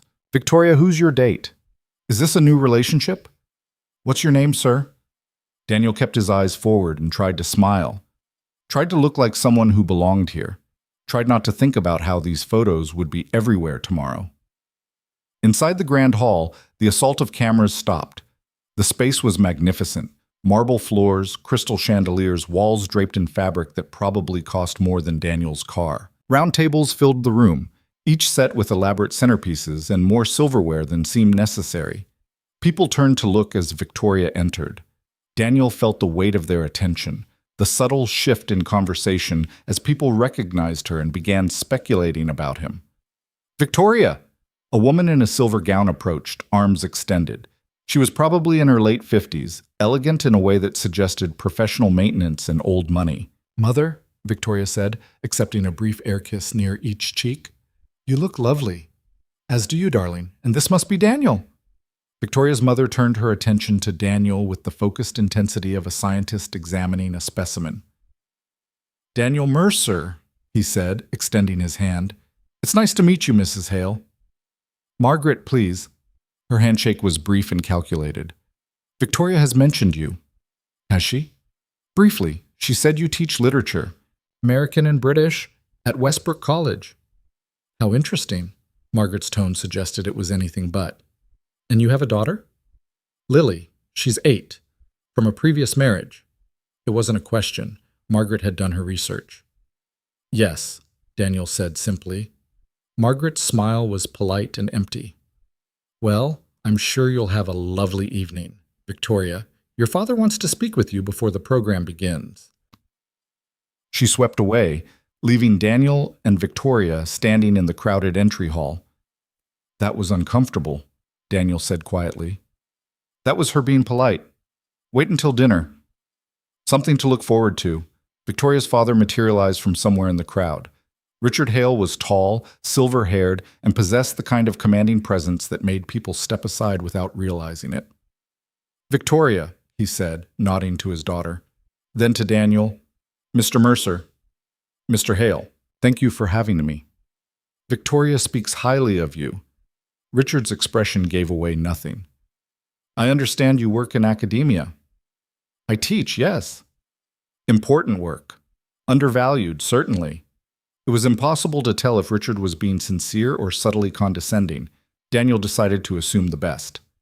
I enjoy it. The students keep me on my toes. I imagine they do. Richard turned to Victoria. The program begins in 20 minutes. Robert wants to review the donor recognition section with you. Of course. Victoria glanced at Daniel apologetically. I need to handle some logistics. Will you be okay for a few minutes? I'll be fine. Go. Victoria squeezed his hand once, then disappeared into the crowd with her father. Daniel stood alone in a room full of strangers, feeling acutely aware of his outsider status. You must be Daniel. The voice came from behind him. Daniel turned to find a man about his age, expensively dressed, wearing a smile that didn't reach his eyes. I am, Daniel said cautiously. Christopher Brennan. I used to date Victoria, the ex-fiancée, the one with the spreadsheets calculating the value of marrying into the Hale family. Nice to meet you, Daniel said, though it wasn't. Christopher's smile widened. I'm sure Victoria's told you all about me. Some. Nothing good, I imagine. She mentioned the relationship ended. It did, spectacularly. Christopher sipped his champagne. I suppose I should wish you luck. You'll need it. I'm not sure what you mean. Dating Victoria. It's complicated. The family, the expectations, the constant scrutiny, not to mention the agreement. Daniel felt his shoulders tense. She told you about the agreement. She makes everyone sign it. It's her way of testing whether people are willing to be with her for the right reasons. Christopher's voice carried an edge of bitterness, though I suspect she knows it pushes people away. Maybe that's the point. Or maybe she's protecting herself from people who see her as an opportunity. Christopher laughed. Is that what you think I was? An opportunity? I think you had spreadsheets. She told me about the spreadsheets. Those were taken out of context. Were they? Christopher's pleasant facade cracked slightly. You're awfully confident for someone who's been dating her for what, 2 months? Wait until the novelty wears off. Wait until you realize what you've signed away. Wait until you understand what it actually means to be with someone whose life is public property. I know what I signed, and I'm not going anywhere. That's what I said too. Christopher set down his empty glass. Good luck, Daniel. You're going to need it more than you think. He walked away, leaving Daniel standing alone again, his earlier anxiety now mixed with anger. Victoria returned 10 minutes later, looking stressed. Everything okay? Daniel asked. Fine. Just last-minute coordination issues. Did anyone bother you while I was gone? I met Christopher. Victoria's expression darkened. What did he say? Nothing important. Just trying to rattle me. Did it work? A little, but I'm still here. Victoria kissed him quickly. I'm glad. They were directed to their table, table 2, near the front of the room. Daniel recognized a few faces from news articles and society pages. A tech entrepreneur, a real estate developer, a woman who ran a major arts foundation. Everyone was polite. Everyone asked Daniel surface-level questions about his work. Everyone was clearly calculating what his presence meant. Dinner was elaborate, multiple courses, each more complicated than the last. Daniel concentrated on using the right fork and not saying anything embarrassing. Conversation around the table was carefully neutral, touching on safe topics like recent theater productions and upcoming charity events. Across the table, a woman named Patricia, not his mother, a different Patricia who wore diamonds the size of quarters, asked Victoria about the Foundation's latest environmental initiative. "We're finalizing funding for a coastal restoration project," Victoria explained, "working with marine biologists to rebuild reef structures that have been damaged by warming waters." "How lovely," Patricia said in a tone that suggested she found it anything but. "And Daniel, do you have any interest in environmental work?" All eyes turned to him. "I teach literature," Daniel said carefully. "Not my area of expertise, but I think protecting ecosystems is important." "Of course, we all think it's important," Patricia smiled. "Though I imagine it's quite different from your day-to-day concerns, grading papers and such." There was condescension in her voice. Not overt, but present.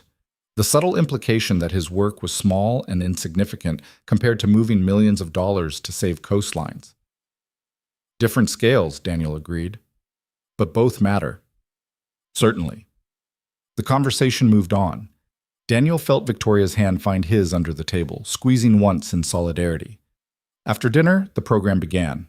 Various Foundation board members gave brief remarks. Donors were recognized.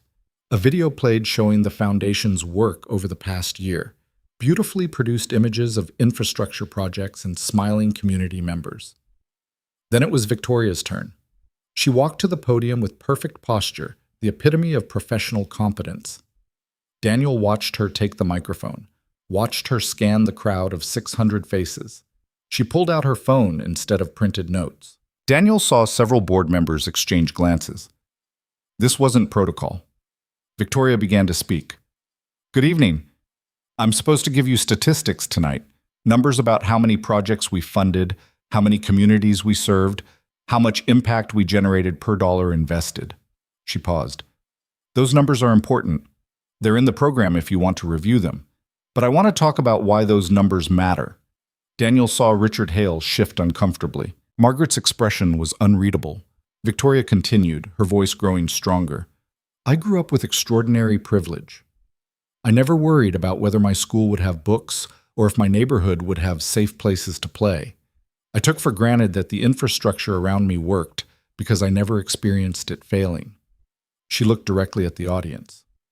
"The work we do isn't about being generous. It's about recognizing that some people have resources and opportunities they didn't earn, and using those resources to build things that matter. Infrastructure isn't just roads and bridges. It's creating spaces where communities can thrive, where children can learn, where families can build lives." Daniel felt something expand in his chest. This was the Victoria he knew, honest, vulnerable, real.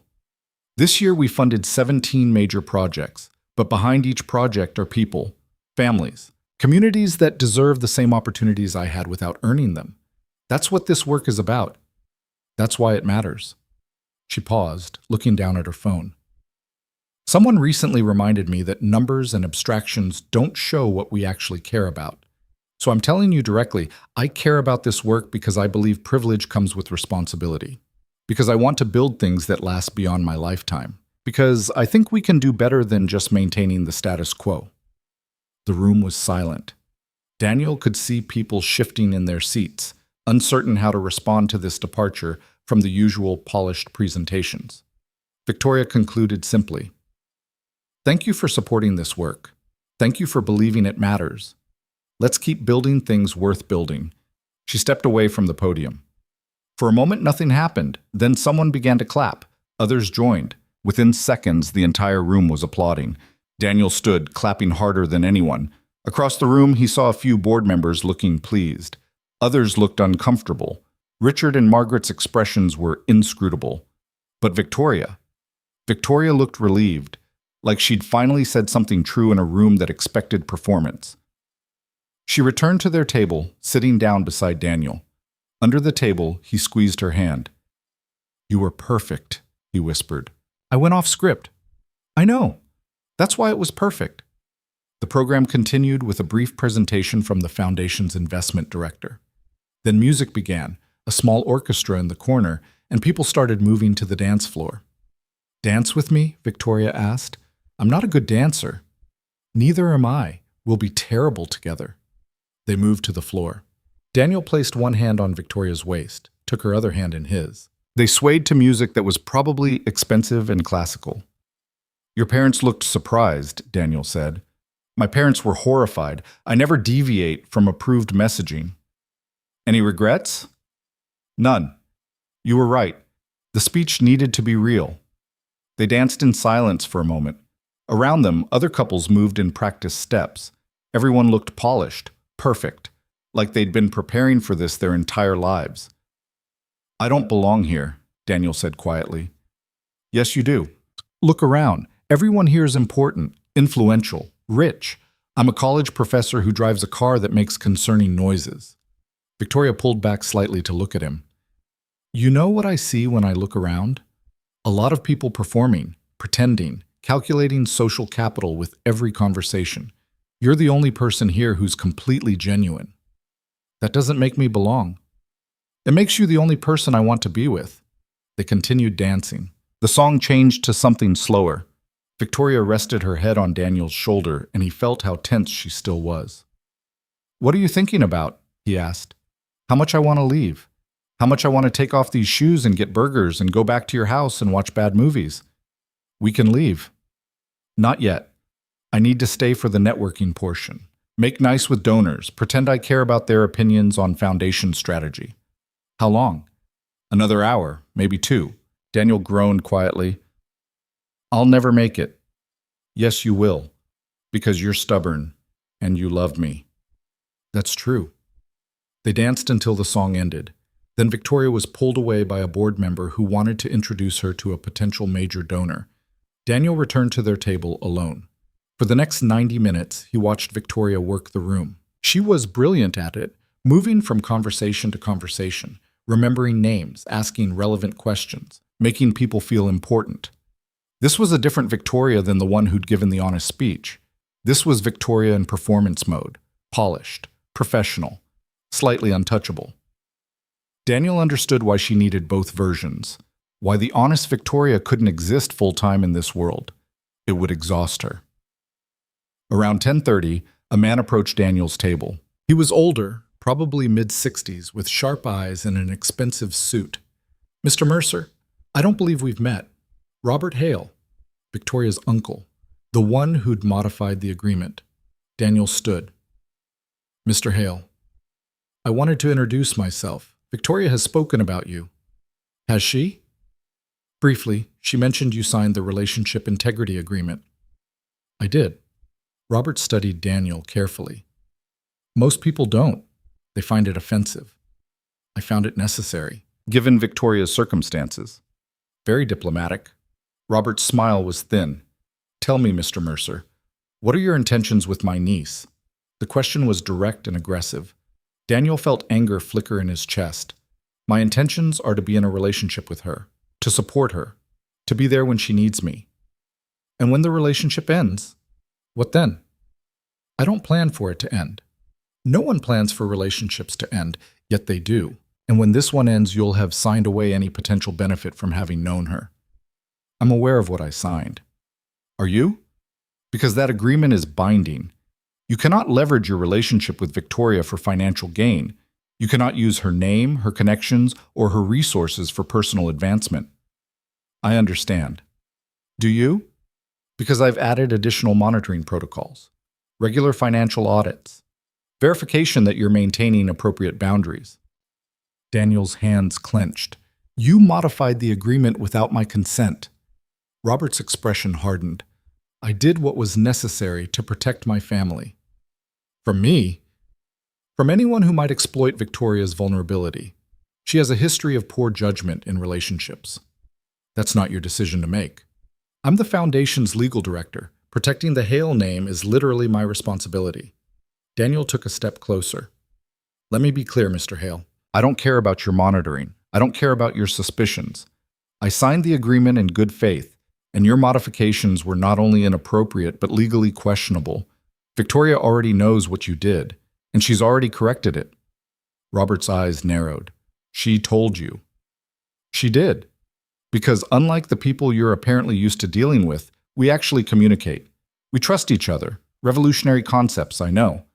You're very confident for someone who's been dating her for 8 weeks. I'm confident because I know what I feel, and I know Victoria deserves better than family members who treat everyone in her life as a potential threat. They stared at each other. Robert broke eye contact first. I'll be watching you, Mr. Mercer. I'm sure you will.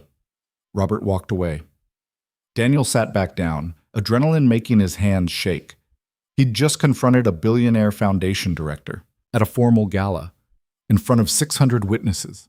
Victoria appeared at his side moments later. I saw you talking to my uncle. What did he say? He threatened to monitor me. I told him I didn't care. Victoria's eyes widened. You what? I told him I didn't care, that we trust each other, that he needs to back off. A slow smile spread across Victoria's face. You confronted Robert Hale. I did. No one confronts Robert. I just did. Victoria kissed him, right there in the middle of the grand hall with 600 people potentially watching. When they broke apart, she said, Let's leave, now, before I have to talk to one more person about investment strategies. You said you needed to stay. I've stayed long enough. I gave my speech. I networked. I fulfilled my obligations. Let's go get those burgers. They made their excuses. Victoria pleading exhaustion. Daniel playing the supportive boyfriend who wanted to get her home. Margaret looked disapproving. Richard looked indifferent. The other guests were too polite to comment. They left through a side exit, avoiding the photographers still stationed at the main entrance. The town car was waiting. They climbed inside, and Victoria immediately kicked off her heels. My feet are screaming. Where to? The driver asked. Mario's, Victoria said, the pizza place near the soccer fields. The driver looked uncertain. In those clothes? Especially in these clothes. 20 minutes later, they sat in a booth at Mario's, completely overdressed and entirely unbothered. Victoria had her gown hiked up to avoid the sticky floor. Daniel had loosened his bow tie. They ordered a large pepperoni and Cokes. We look ridiculous, Daniel said. We look perfect. The pizza arrived. They ate in comfortable silence, the stress of the evening gradually dissipating. I'm sorry about my uncle, Victoria said eventually. Don't apologize for him. He's just protective. He's controlling. There's a difference. Victoria nodded slowly. You're right. I've made excuses for him for years because he's family. But what he did, modifying that agreement, trying to intimidate you, it was wrong. What are you going to do about it? I don't know yet, but something has to change. They finished the pizza. The restaurant was nearly empty now, just a few late-night stragglers and staff cleaning up for closing. Thank you, Victoria said quietly. For what? For coming tonight, for standing up to Robert, for dancing with me even though you hate dancing, for being exactly who you are in a room full of people trying to be someone else. That's a lot of thank yous. I mean, all of them. They left Mario's just before closing. The drive back to Daniel's house was quiet. Victoria had her head on Daniel's shoulder, her exhaustion finally catching up with her. At his door, she kissed him goodnight. I love you, she said. I love you too. Tonight was hard. It was, but we survived it. Together. Together, Daniel agreed. Victoria drove away in the town car.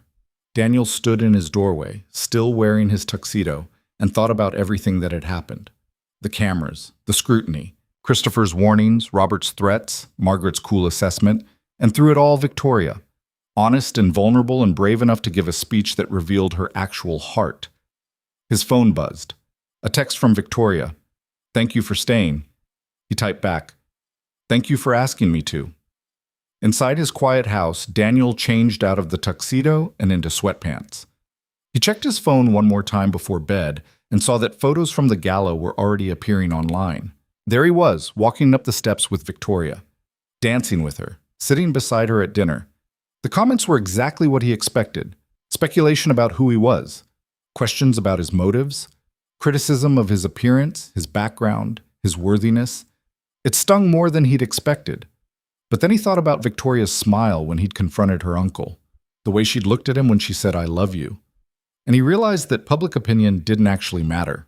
What mattered was showing up, being present, refusing to let fear or scrutiny or judgment determine how he loved someone.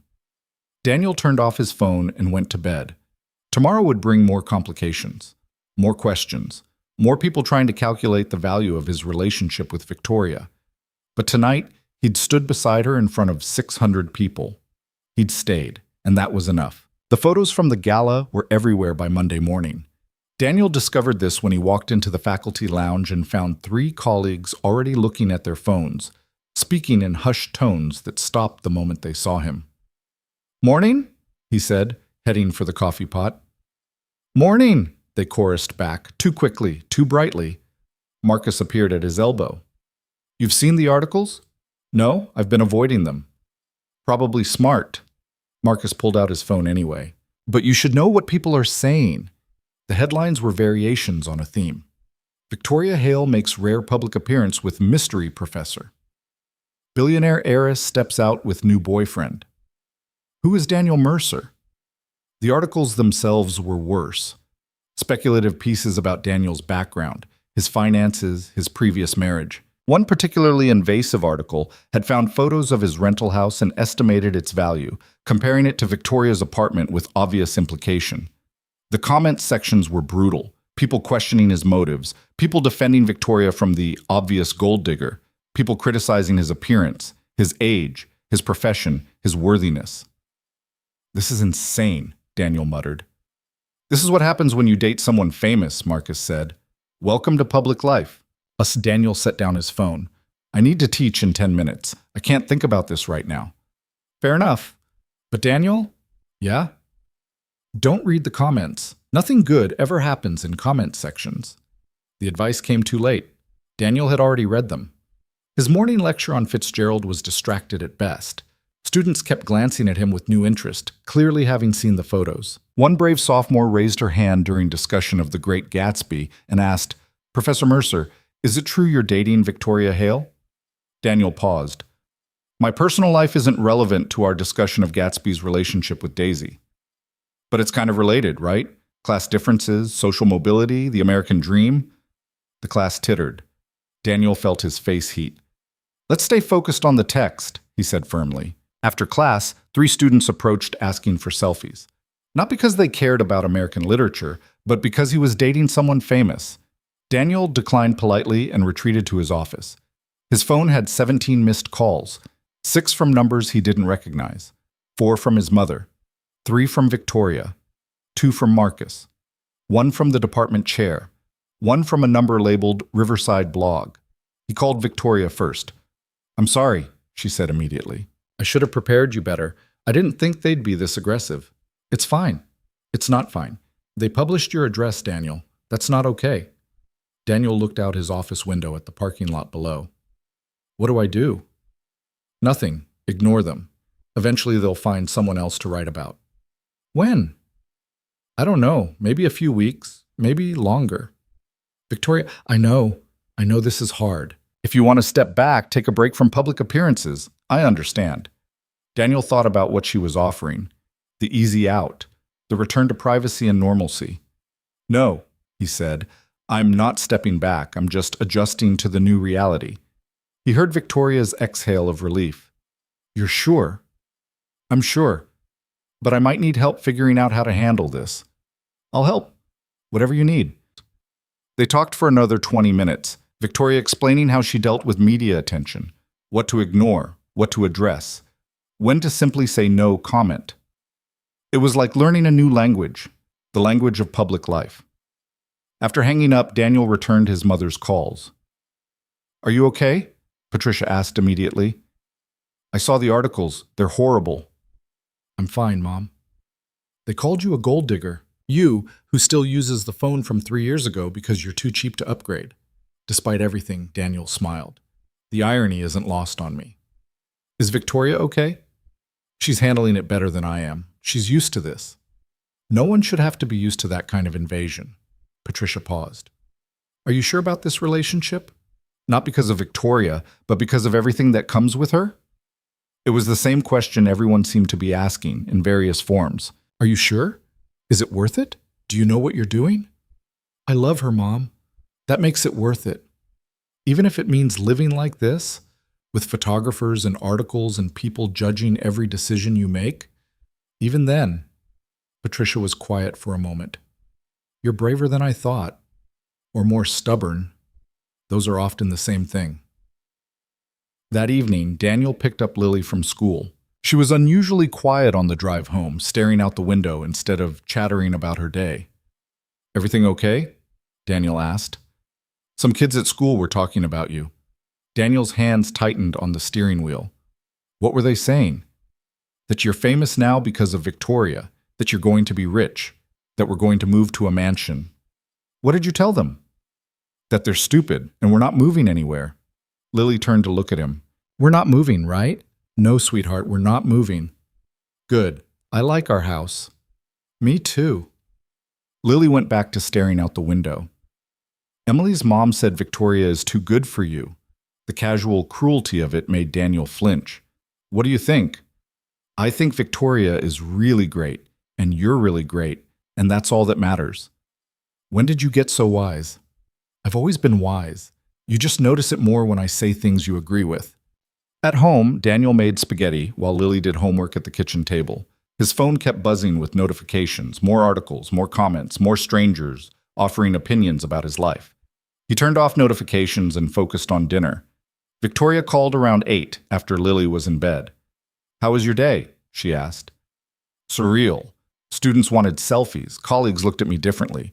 Someone from a blog called asking for an interview. Did you give one? No. I said no comment like you taught me. Good. Victoria sounded tired. Mine wasn't much better. Board meeting this afternoon. Robert spent 30 minutes questioning my judgment about bringing you to the gala. What did you say? I told him it was none of his business. Then I told him that if he continued trying to interfere in my personal life, I'd petition the board to remove him from his position. Daniel sat up straighter. You threatened to fire your uncle? I threatened to try. He's entrenched with the board, but I'm the primary stakeholder. I have influence. Victoria, I'm tired of him treating everyone in my life as a threat. I'm tired of living according to his rules about who's acceptable and who isn't. I'm tired of pretending that his control is normal or healthy. There was steel in her voice again. That determination Daniel had come to recognize. What did he say? Daniel asked. He said I was being emotional, that I wasn't thinking clearly, that you'd obviously influenced my judgment. He blamed me. Of course he did. It's easier than accepting that I might actually have my own opinions. They talked until nearly midnight. Victoria told him about the board meeting, about her father's neutral silence, about her mother's disapproving glances. Daniel told her about Lily's wisdom, about the students' curiosity, about the strange feeling of being watched. I don't know how you live like this, he admitted. You get used to it, or you learn to ignore it, or you build walls so high that nothing gets through. Which one did you do? All three, at different times. And now? Now I'm trying something new, letting someone in despite the walls, scary as hell, but worth it. They said goodnight reluctantly. After hanging up, Daniel lay in bed thinking about what Victoria had said, about walls and fear and the courage it took to trust someone. He understood it better now, not just intellectually, but viscerally. Every article written about him, every comment questioning his motives, every invasion of his privacy, it all reinforced why Victoria had built those walls in the first place. The difference was that Daniel had chosen this, had walked into it with eyes open. Victoria had never had the choice. She'd been born into scrutiny and judgment, into a life where every relationship was potentially transactional. The thought made him angry all over again. The next 2 weeks were an exercise in adaptation. Daniel learned to ignore the stares, to deflect intrusive questions, to say no comment with increasing conviction. Lily adjusted with the resilience of children, treating the attention as a temporary inconvenience rather than a crisis. Victoria helped however she could. She sent Daniel articles about managing public attention. She connected him with a lawyer who specialized in privacy issues. She showed up at his house with takeout and sympathy when the pressure felt overwhelming. But the real shift came on a Friday afternoon when Daniel received an email from an unfamiliar address. The subject line read, "You should see this." Inside was a link to a legal document. Daniel opened it warily. It was another version of the relationship integrity agreement, but this one had modifications that made the previous changes look tame. New clauses stated that Daniel would be financially responsible for any reputational damage his relationship with Victoria caused the Hale Foundation. Another clause gave the foundation the right to terminate the relationship, actually terminate it, with legal consequences if Daniel continued seeing Victoria afterward. There were clauses about Lily, about her education, her future, her potential access to Hale resources. Clauses that essentially gave the foundation oversight of Daniel's parenting decisions. It was invasive and controlling and quite possibly illegal. Daniel called Victoria immediately. "Someone sent me another modified agreement. This one is worse than the last." He heard Victoria's sharp intake of breath. "Send it to me." He forwarded the email. Heard her open it. Heard her shocked silence. "This isn't from our legal team," she said finally. I don't know where this came from. The email address is anonymous. Let me make some calls. Don't respond to the email. Don't engage with whoever sent this." Victoria called back 30 minutes later, her voice tight with controlled fury. "It was Robert. He created this as a proposal for the board. He wanted to present it as a necessary protection against outside influence. He wants to control whether we can be together. He wants to control everything. That's who he is." But Daniel, the board rejected it unanimously. They told him he'd overstepped, that personal relationships weren't foundation business, that his vendetta against you was inappropriate. They used the word vendetta? 3 board members used that exact word. Daniel felt something loosen in his chest. "So what happens now?" "Now I'm calling a special meeting.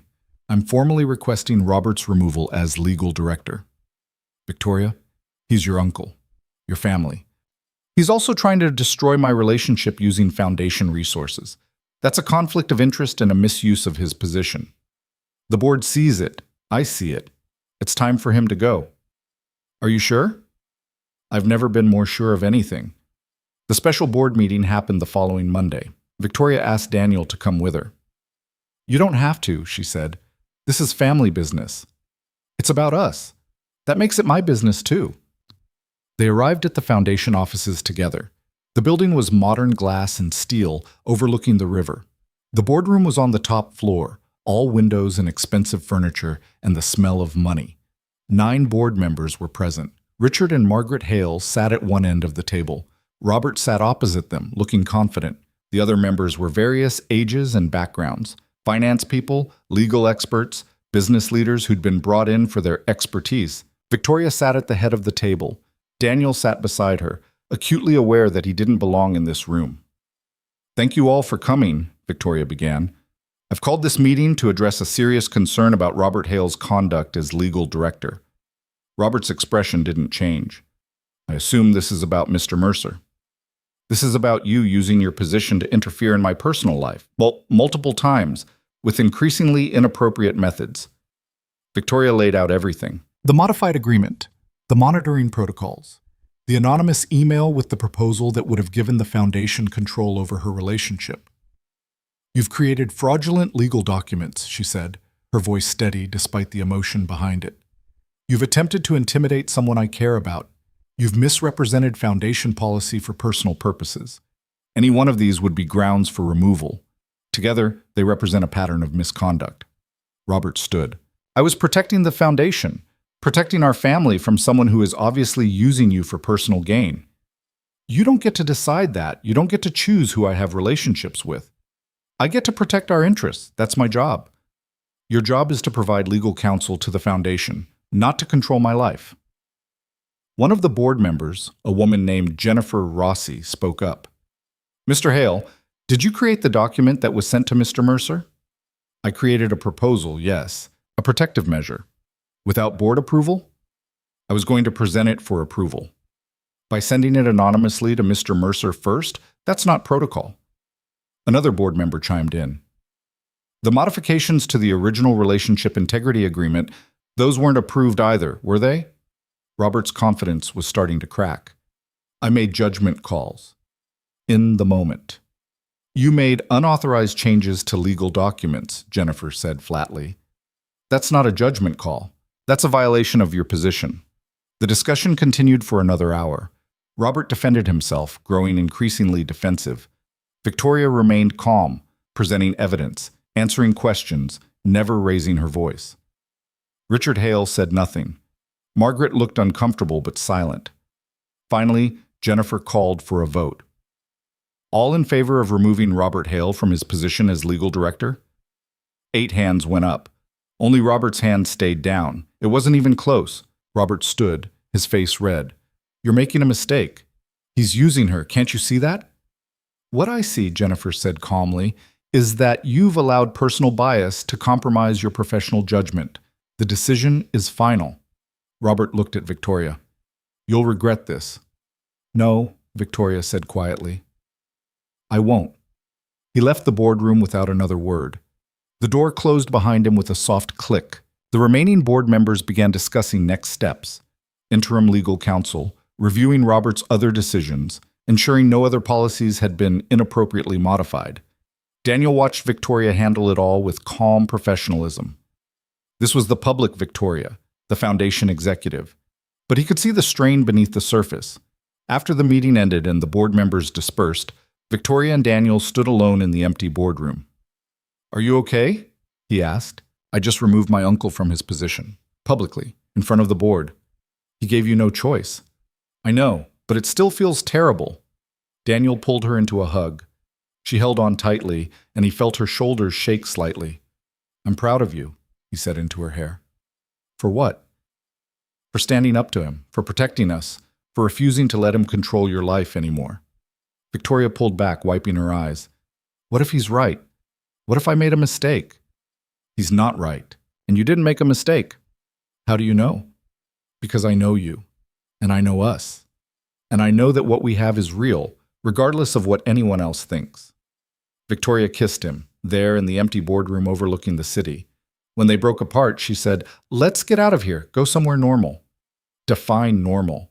Your house, take out bad TV, no foundation business. That sounds perfect. They left the building together. Daniel noticed a photographer across the street, camera ready. He tensed, but Victoria just took his hand and kept walking. Let them take pictures, she said. I'm done hiding. That weekend, Victoria came to Sunday dinner at Patricia's house again.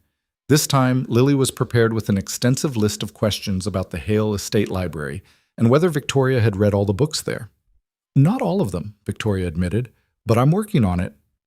How many have you read? Maybe 1,000? Lily's eyes went wide. That's so many. I've had a lot of time. Because you didn't have friends? The question was innocent, but it hit close to truth. Victoria glanced at Daniel, who was helping Patricia set the table. Something like that, Victoria said. You have friends now, though, right? I have you, and your dad, and your grandmother who makes incredible pot roast. That's only 3 people. Quality over quantity. Lily accepted this wisdom and returned to her previous topic. When can I come back to the library? Whenever you want. I'll talk to your dad about setting up regular visits. Really? Really? After dinner, while Daniel and Lily did dishes, Patricia pulled Victoria aside again. But this time, her expression was warm rather than assessing. I heard about what happened with your uncle, Patricia said quietly. How did you? Small city.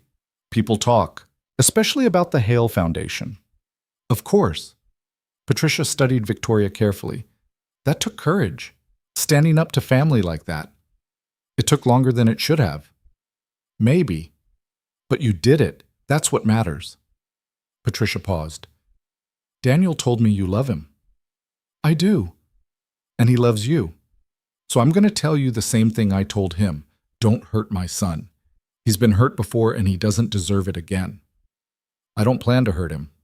Plans change. Feelings change. I just need to know that you'll be honest with him, that if things get hard, you won't just walk away. Victoria met Patricia's eyes directly.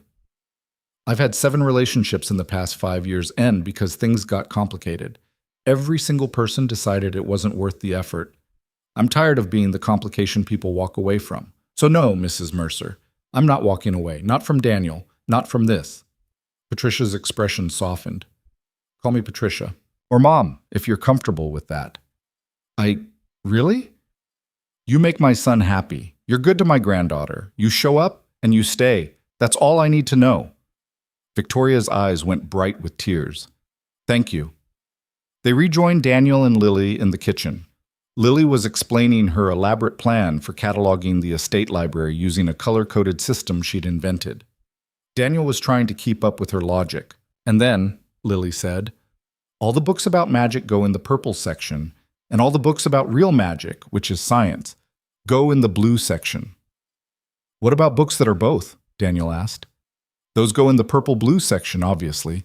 Victoria laughed. You should actually do this. The library could use better organization. Really? Really? We'll start next weekend if you want. Lily beamed. This is the best day ever. Driving home later, just Daniel and Lily, his daughter was uncharacteristically quiet. What are you thinking about? Daniel asked. Is Victoria going to be around for a long time? The question caught him off guard. I hope so. Why? Because I like her, and I don't want her to leave like Mom did. Daniel pulled the car over, turned to face his daughter. Lily, Victoria is nothing like your mom. She's not going to leave. How do you know? Because she shows up every time, even when things are hard. Especially when things are hard. You promise? I can't promise what someone else will do, but I can promise that Victoria cares about you, about us, and she's fighting to stay in our lives, not looking for reasons to leave. Lily considered this seriously. Okay. I trust her. Daniel pulled back onto the road, his daughter's simple declaration settling something in his chest that he hadn't realized was unsettled. Later that night, after Lily was asleep, Victoria called. Your daughter invited me to her school's science fair next month. Did she? She said I could help her with her project about marine biology. Something about dolphins being aliens. Daniel laughed. She's very committed to that theory. I told her I'd love to help, if that's okay with you. More than okay. They talked for another hour about nothing and everything. About Lily's library cataloging plans and Patricia's pot roast, and the relief of Robert being removed from his position. Things are going to get easier now, Victoria said, without him interfering. Are they, though? The media attention hasn't stopped. No, but it will die down eventually, and we'll learn to live with it. We? We. You, me, Lily. Whatever this becomes. Daniel thought about what she was implying. A future. An actual future beyond the next week or month. I like the sound of we, he said. So do I. 3 months later, on a cold December evening, Daniel stood in his kitchen making terrible pancakes while Lily did homework at the table and Victoria chopped vegetables for a salad. It had become routine. Victoria spending weekends at Daniel's house, helping with homework, attending soccer games, cooking meals that were always better than anything Daniel made alone. The media attention had faded to background noise. There were still occasional articles, still photographers who appeared at events, but it no longer felt overwhelming. Just part of their reality. Victoria had moved forward with restructuring the foundation's legal department. Robert had been replaced by an outside hire who had no family connections, and therefore no conflicts of interest. Richard and Margaret had slowly, grudgingly, accepted Daniel's presence in Victoria's life. They weren't warm. Daniel suspected they never would be, but they were no longer openly hostile. And somewhere in all of that, something had shifted. What started as a relationship had become a life. Shared routines, inside jokes, comfortable silences, the kind of domestic normalcy Victoria had never experienced and Daniel had thought he'd lost forever.